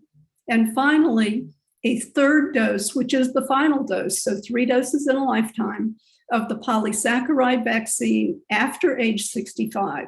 And that should be at least 5 years after the last dose. And some of our patients began their HIV treatment and got a polysaccharide vaccine before the conjugate vaccine was around. And so if someone got a polysaccharide vaccine at the outset, then you want to give the conjugate vaccine at least a year after that first vaccine. So what about COVID vaccination in people with HIV? First of all, it's a pleasure to be able to talk about this, how exciting that we have these vaccines, and all of the approved vaccines are safe and effective for people with HIV. As of right now, today, the 28th of September, all people with HIV age 12 and older should be vaccinated following CDC and FDA recommendations. But I'm really hoping that this number goes down to 5 years very, very soon. As with the other vaccines, Now, the response may not be as robust if the CD4 count is low or the virus is unsuppressed. And so on August 12th, the FDA amended the Pfizer and Moderna EUAs to recommend a third dose of mRNA vaccine for people with moderate to severe immune compromise. And that includes advanced or uncontrolled HIV. So that is the phrase. And it turns out that this includes both Moderna or Pfizer for third doses for people with advanced or uncontrolled HIV. And right now, the recommendation is to stick with the series that you got before. So if Pfizer, stick with Pfizer, and that goes down to 12 years of age for Pfizer. Moderna, stick with Moderna, and these are given at least 28 days after the second vaccine. And unfortunately, if you got a J&J vaccine, we'll need to wait for further recommendations. But the real news of last week was about boosters for people with HIV. Now, this pertains to those who received the Pfizer vaccine only. And these are folks who are eligible, they are eligible for the vaccine either because they are older than 65, in which case they should get the booster, or people with HIV between 50 and 64 also should get the booster, but this is based on their underlying medical condition of having HIV. And then people who have HIV and are age 18 to 49 may get a booster. And the difference in that language really is the strength of the data for people with younger ages compared to the older people. But the bottom line is that everyone with HIV above the age of 18 is eligible for a booster if they got Pfizer. Now, if they got Moderna or J&J, we are waiting for future recommendations, and we really hope these will be soon. And so what a great topic to chat about in the Q&A after this talk. So now we'll turn to cancer screening for people with HIV. You know, people with HIV tend to be heavy smokers. Up to 3/4 of people with HIV in some studies are smokers. And the cancer burden attributable to smoking can be extremely high as 94% for lung cancer, or 31% for other smoking-related cancers, such as esophageal or oral. But here's one that surprised me. The attributable burden for anal cancer is 32%. So we really might do ourselves and our patients a really good favor by getting them to stop smoking. We may prevent some anal cancers. And for smokers, they should follow the USPSTF recommendations for getting low-dose chest CT scans according to the eligibility for the general population. Now, cancer screening for prostate, breast, lung, and colon cancer follows the general population recommendations. But I want to mention anal cancer screening because everybody wants recommendations for anal cancer screening. Turns out we don't have national recommendations, although New York State has some. But the recommendations from the primary care guidance are to do a digital anorectal exam annually if the person is asymptomatic. And for those having receptive anal sex, periodic anal cytology by anal pap test can be done if there is access to referral and high-resolution anoscopy for a positive anal pap.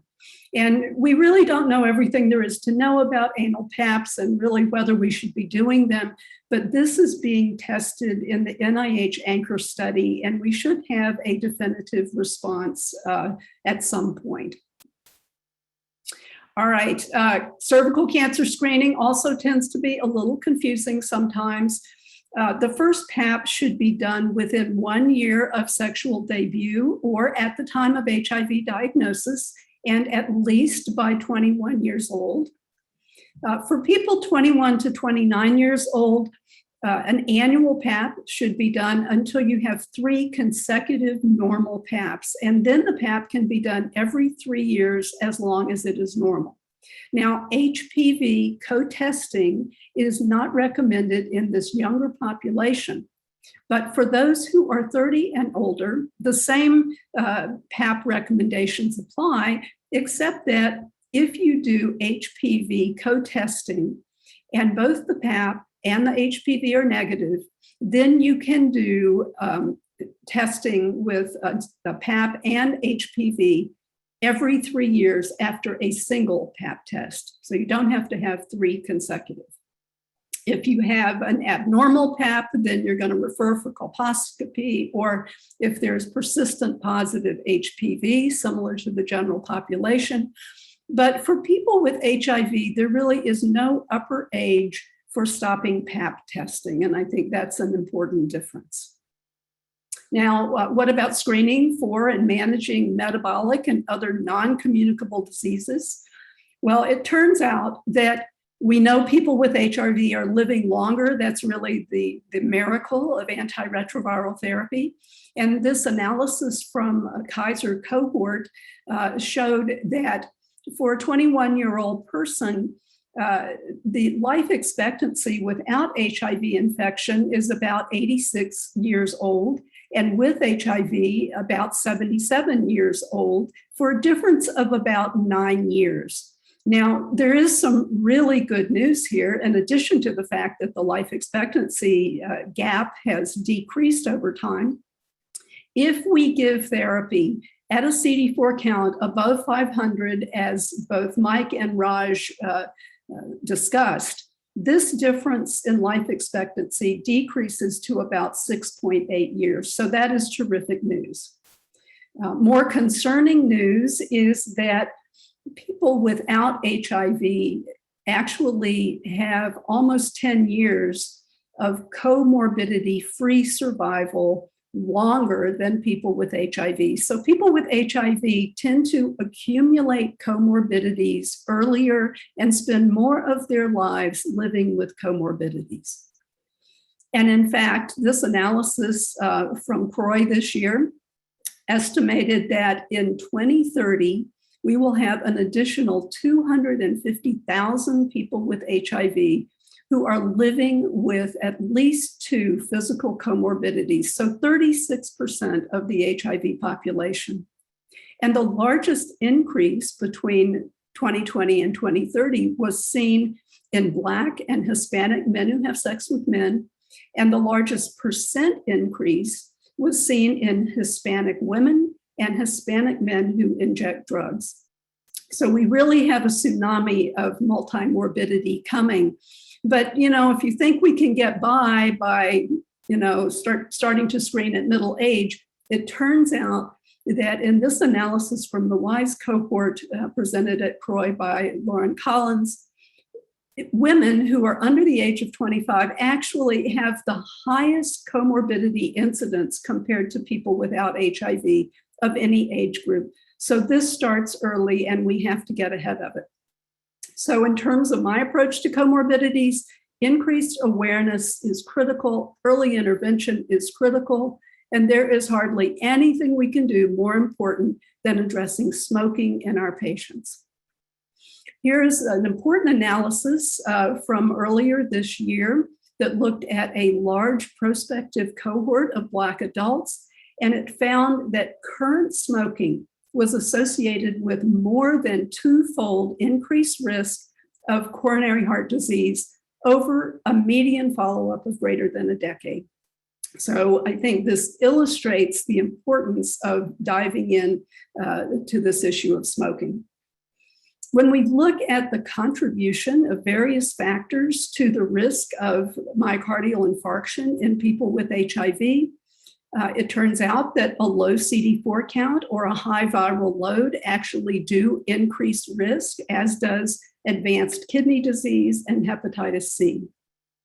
But really, it's the same old school factors that confer the biggest risk: smoking, elevated cholesterol, and hypertension. So this is where we have to start. Now, this is also a resource that I recommend you download and read. It is a statement by the cardiologist. The American Heart Association put out a scientific statement in 2019 specifically about people with HIV. And the reason is that atherosclerotic cardiovascular disease risk in people with HIV is much elevated. 1.5 to 2-fold increase in myocardial infarction and stroke and heart failure, but also increases in pulmonary hypertension, blood clots, and sudden death. And I would say that this paper has a terrific section on pathophysiology. So if you want to learn more about this area, I highly recommend it. And I want to just go through one of their algorithms. And that is the algorithm. They have two approaches: low risk and low moderate risk assessment for cardiovascular disease. So I want to go through the high risk algorithm just a little bit. High risk is for people with known disease or very high LDLs or diabetes, age 40 to 75, or a high risk score on a calculator tool. But also it is for people who have the presence of an HIV-related risk enhancer, and we'll come back to that. But I want to point out that the high-risk approach begins with lifestyle optimization. So smoking cessation, also dealing with obesity, diet, and so on.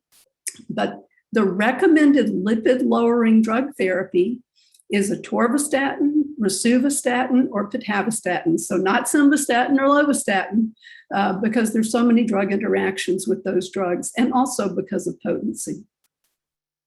Now, here are the HIV-related cardiovascular risk-enhancing factors.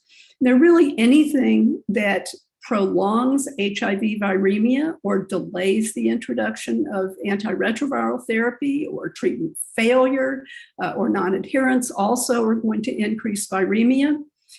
It also includes a low current or nadir CD4 count below 350. And then the presence of metabolic syndrome, lipodystrophy, lipoatrophy, fatty liver disease, or hepatitis C co-infection. And if any of these are present, then they recommend that we adjust the risk upwards. So those scores are not going to be as accurate, and we need to increase them by as much as 1.5 or 2-fold. Also, we do need to control other risk factors besides lipids. Did I mention smoking?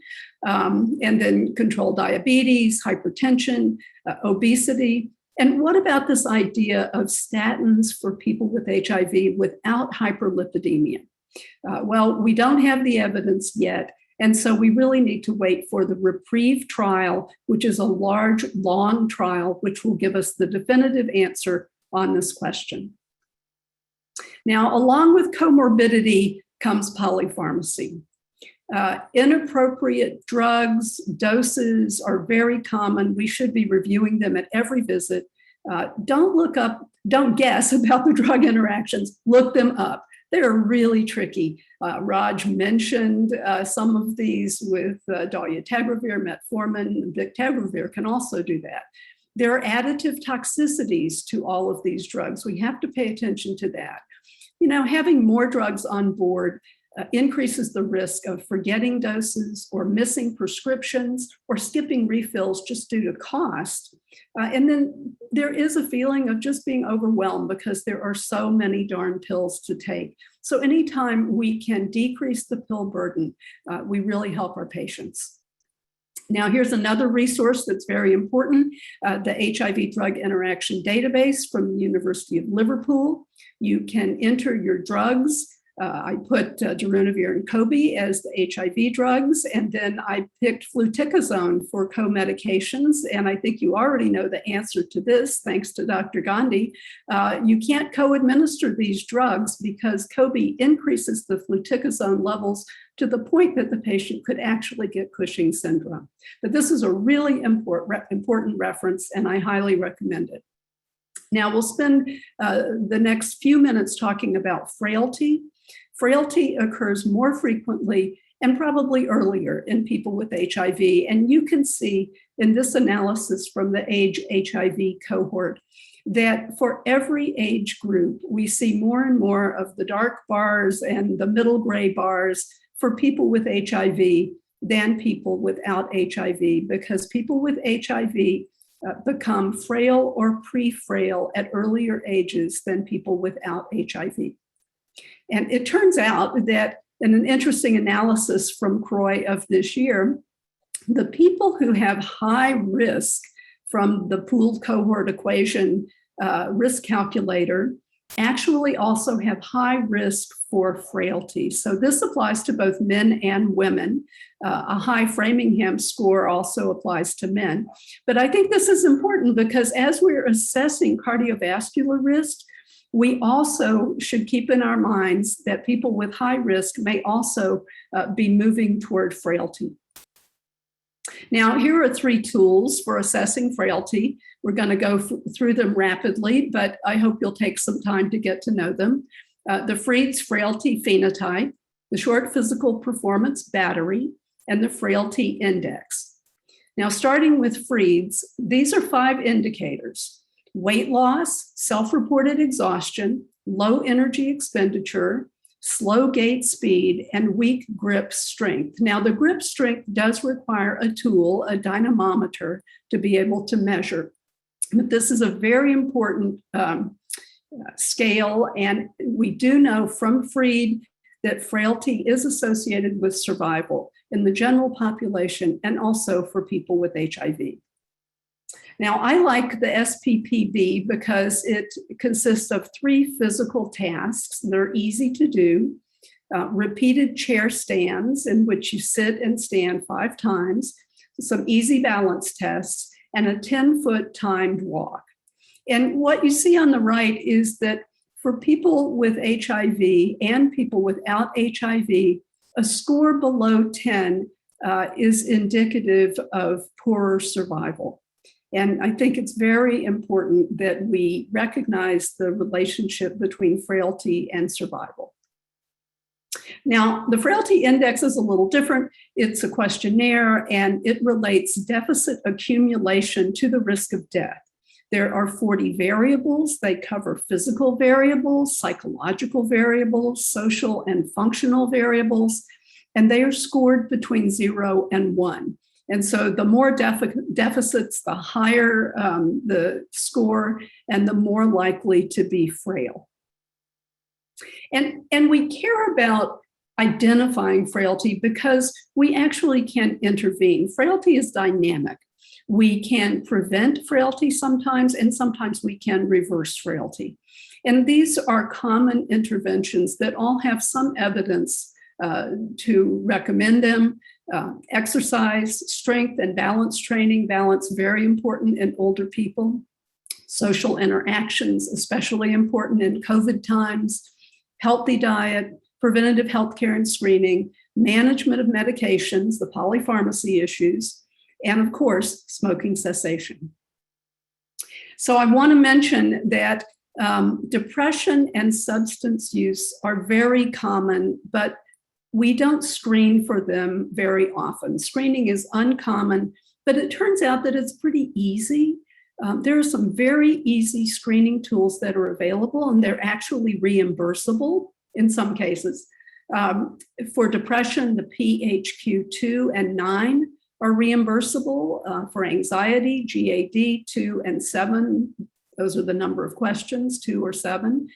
They're very simple to administer. There also are simple tools to screen for alcohol use and drug use. And here is another resource for you. If you don't know the National HIV Curriculum, I certainly recommend that you go to this website and become familiar with it.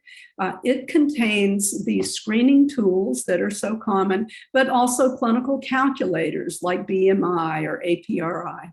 So this is a really terrific resource. Now, I want to end by saying that primary care is extremely important for people with HIV. And the problem for us in ending the epidemic is that engagement in care is complicated.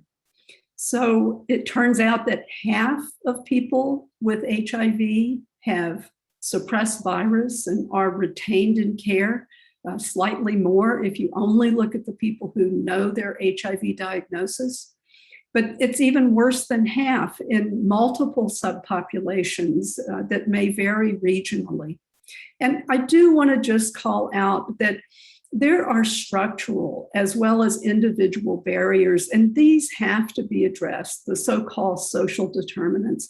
Very hard for people to stay in care when they have poor housing, they don't have transportation, they don't have a job or income.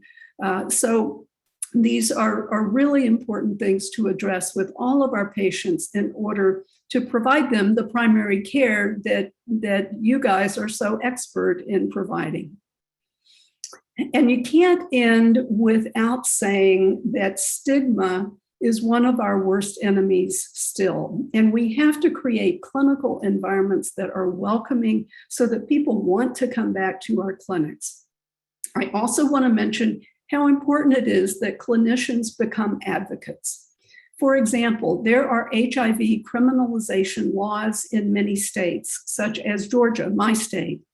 And in these states, the rate of virus that is not suppressed, the rate of poor outcomes is much higher than in states where there are no criminalization laws. And so it's really important that we raise our voices to support people with HIV, to eliminate stigma from our clinics, whether it's stigma because of sexual identity, sexual orientation, gender identity, or race or ethnicity or substance use or disability, whatever. So I just think this is one of the most important things we can do. Now we'll come back to the post-test question. Which of these is true about screening and or treatment of hyperlipidemia in persons with HIV? So I will not read them again to you. You guys almost aced this in the beginning, so let's see if we can get a little bit better. Do we have the answers?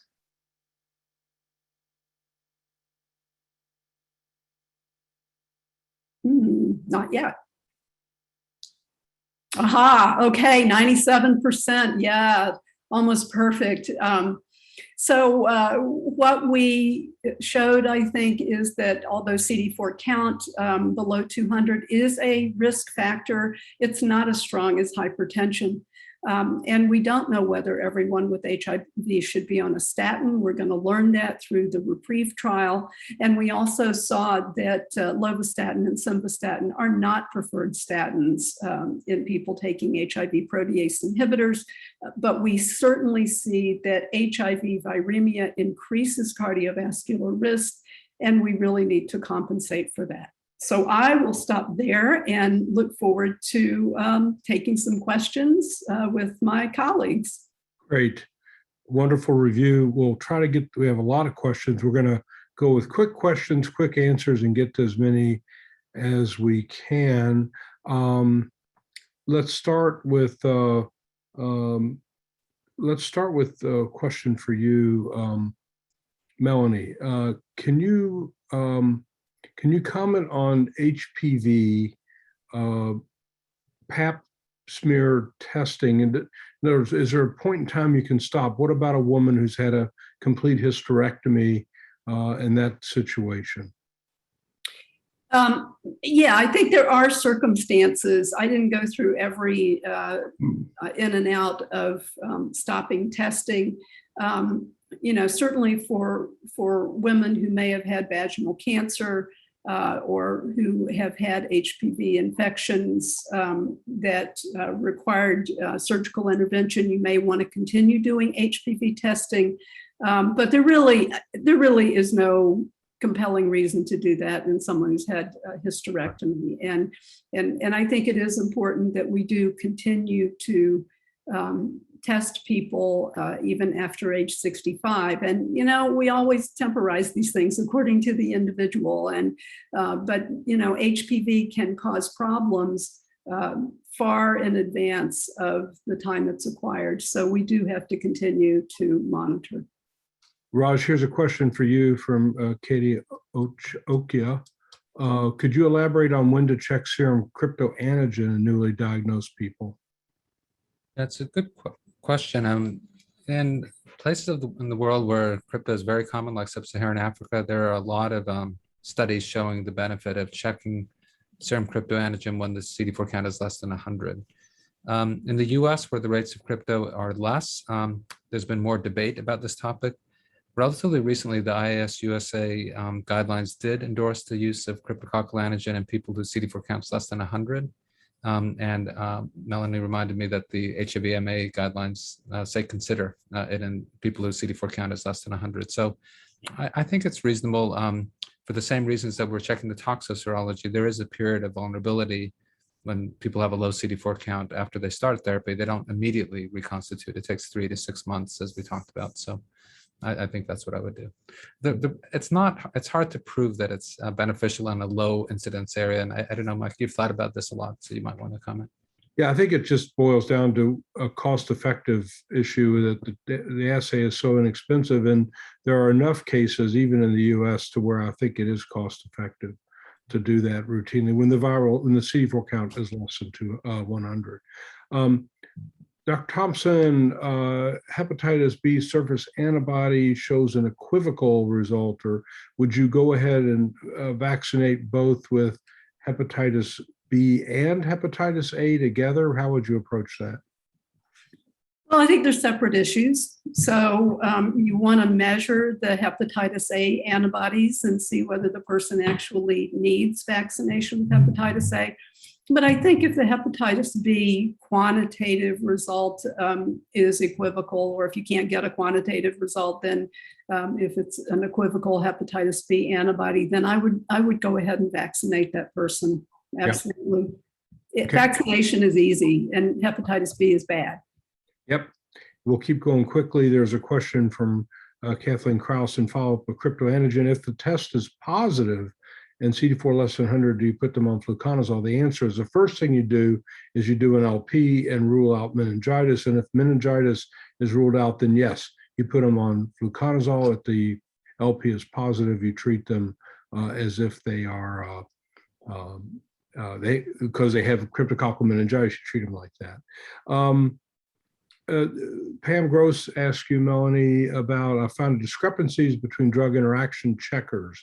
Any preferred one? I kind of like the one you recommended. Yeah, I have to say it's my favorite. That's the Liverpool Universal. You know, I stick with that one for the most part. Yeah. Can someone answer the question of the window period for HIV tests? Raj, you want to take that? I think they're talking about from the time of exposure to a positive antibody test. Sure. It's gotten shorter and shorter now that we do the antigen with the antibody. It's probably not much more than 10 to 14 days between someone getting exposed and getting a positive antigen test. If you have someone who was just exposed in the last, 4 or 5 or 6 days, if they have symptoms, you're going to want to do an RNA because that turns positive at about day 7, 8. So the window has gotten shorter and shorter. When we used to do the Western blot, then the window was longer. Sometimes it would be several weeks, but now it's down to, I would say, about 14 days for the antigen antibody, 7 or 8 days for the RNA. Right. Melanie, Angel Stewart asks, due to increased risk of anal cancer up to 32% in people with HIV, what are your recommendations on using an HPV vaccine? That's a vaccine we didn't talk about. Well, that's right. And it actually is one of the routine vaccines that's on my slide. And we should remember that when we vaccinate people with HIV, we always want to use the 3 doses of that vaccine. And so the vaccine now is approved for people up to the age of 45. And so absolutely, I think about the HPV vaccine. If someone has HPV, the vaccine is not going to get rid of it, as far as we know, but people can have HPV that is low risk, whereas the vaccine may prevent the high risk forms of HPV. So it's important to know what kind of HPV somebody has, and very important to offer the vaccine. Jonah Jenkins wants to know about why HIV patients have more likelihood of forming plaques in the vascular system. I guess one word answer is inflammation. It's a little bit complicated, but I think that's kind of it. Well, I think it is. Certainly, there's inflammation that doesn't go away when we treat with antiretrovirals, as you both pointed out. But I also think that people with HIV have other risk factors as well. And so it's really, it is a little bit multifactorial, but I think this inflammatory issue just doesn't go away. Right. Lisa Geisman wants to know, you've demonstrated well the risk of complications of cardiovascular disease and renal failure, et cetera. And so a lot of these folks have hypertension. Is there a target blood pressure you seek in HIV patients? Is it different than the general population? So right now, the guidelines are really the same as the general population in terms of targets. And that may just be due to lack of data, but really it follows the general population guidelines. This is a question to both of you. Alex Lipscomb is asking about distrust among healthcare providers with regard to COVID-19 vaccination. What do you do to help address that in your patients when you see them in clinic? I've had this experience, I'm sure all of us have, where just kind of talking to the person, finding out what their concerns are, what information they've been getting, trying to point out that these vaccines, although developed quickly, are on a foundation of a decade or more of technology. For the mRNA vaccines and for the adenovirus vaccines, also a decade or more of investigation, but kind of trying to figure out what it is that they're worried about and what information sources they have. Sometimes I've been successful, not always. I had a patient last week that I really couldn't make headway with, but I've also had patients who, after they say, "Oh, I just wanted to make sure that you thought it was a good idea," and that's always gratifying.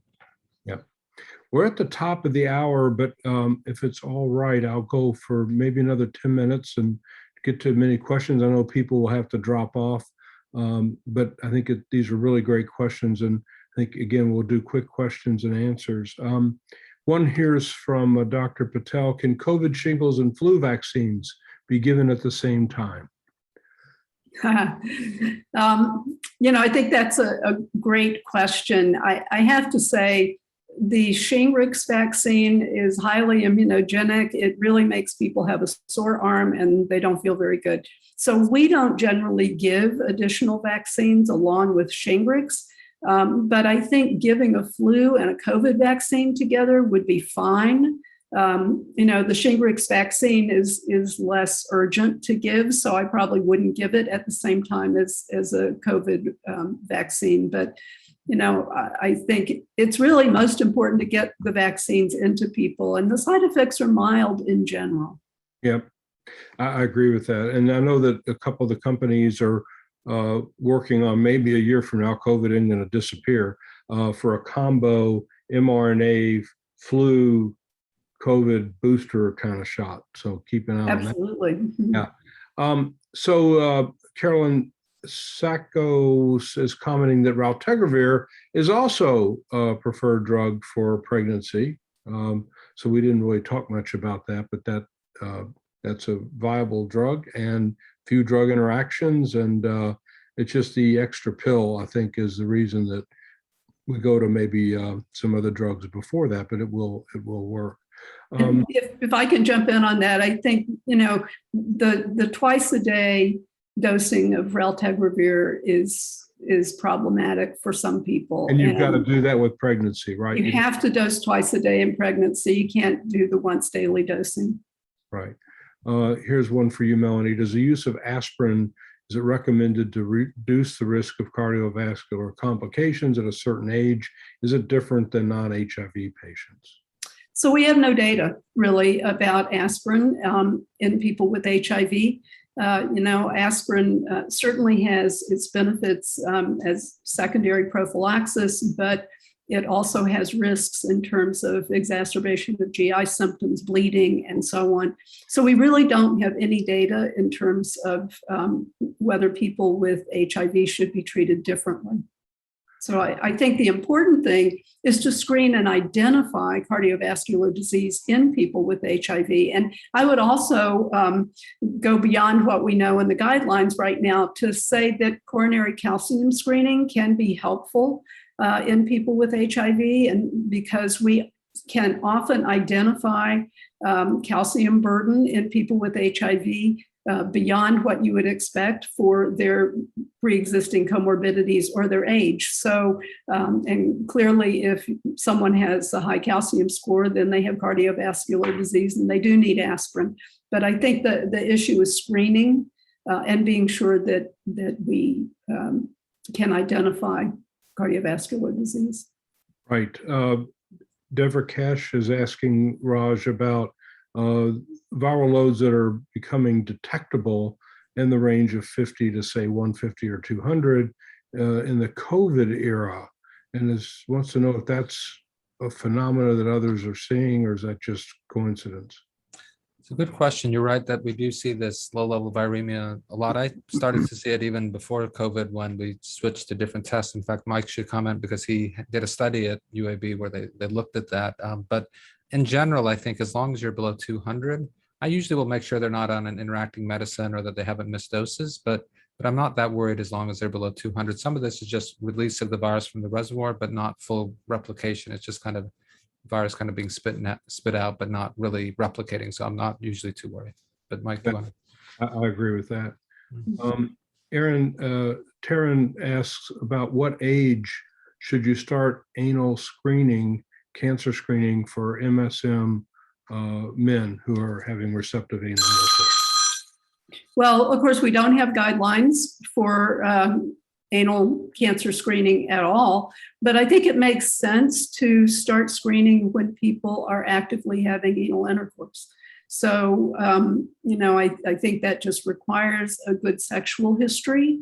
And once it's identified that someone is having anal intercourse, then first of all, vaccinate them even before they may engage in anal intercourse. But then definitely I would consider starting to screen. The problem with anal cancer is that it can occur earlier than we think sometimes. I actually have had some younger men who have had anal cancer, and so it's not something to ignore. Yep. And then you mentioned, and we talked about the Anchor study, which is this huge NIH trial. Joel Pilevsky is kind of the lead investigator among many others. When are those data going to come out? Do we have any insight? I'm not sure. I think it's a little bit farther down the road, maybe another year or so. Raj, do you? Yeah, I'm not sure either. It's a good question. I'm not 100% sure if they've finished enrollment, but I don't know. I'd have to look. Yep. Question about from Manoj Ray. A question about virologic failure after undergoing gastric bypass surgery. I haven't seen that. We've had some folks with that, but I guess it could be an issue if they're on some, as you mentioned, Raj, divalent cations, if that's part of an antacid regimen, or vitamins sometimes carry that calcium. And then you worry a little bit about absorption that may be not related, but I haven't seen that just on its face as an issue. Have either of you? No, I have not seen it. Yeah, I haven't either. Here's just a general question about how often do we see cases of iris? Certainly, it's more common when people have a low CD4 count. They have to have that opportunistic infection kind of percolating. So that's what's called unmasking iris. You didn't know they had it, but they had it, and it was just no one knew about it. So it usually happens with low CD4 counts. I can't say it's a common occurrence, but definitely, a couple of times a year I'll see that. But in people whose CD4 count is usually lower than 200. Yep. One question here from one of our colleagues at FDA is talking about functional cure, what we need to achieve to prove that. And just for the audience, functional cure means that there still will be reservoir cells. there will be cells with virus. So you haven't eradicated. Think hepatitis C, you eradicate. It's gone after treatment because the virus doesn't integrate. But here you'd have some residual. And the functional cure concept is, in essence, putting through some intervention, putting patients in a place where the virus no longer replicates. And it's like creating an elite controller, in essence. I personally, my view is that I don't know that it's adding a whole lot because of that difference. Again, we find out that there is some elevation in inflammation, and we talked earlier about treating people with elite controller, so we can't have it both ways in a way. So I think we have a lot to learn about this. And while a functional cure seems to be something we backed into as a lot of the attempts at actual cure started to fail, and we were looking for some small victories. That's just my cynical view. Raj, you did a lot of those studies. What's your opinion there? Yeah, no, it's a good point that if we are so fortunate to build, stepwise get to a functional cure, we're going to need to check that inflammation, because there are reasons to think, as we heard throughout the session, that inflammation is at the root of a lot of these, other complications. So we just don't know the answer yet as to whether a functional cure will get rid of inflammation or will leave people like an elite controller. Yeah. Okay, and I think this will have to be our last question, I guess, to both of you. A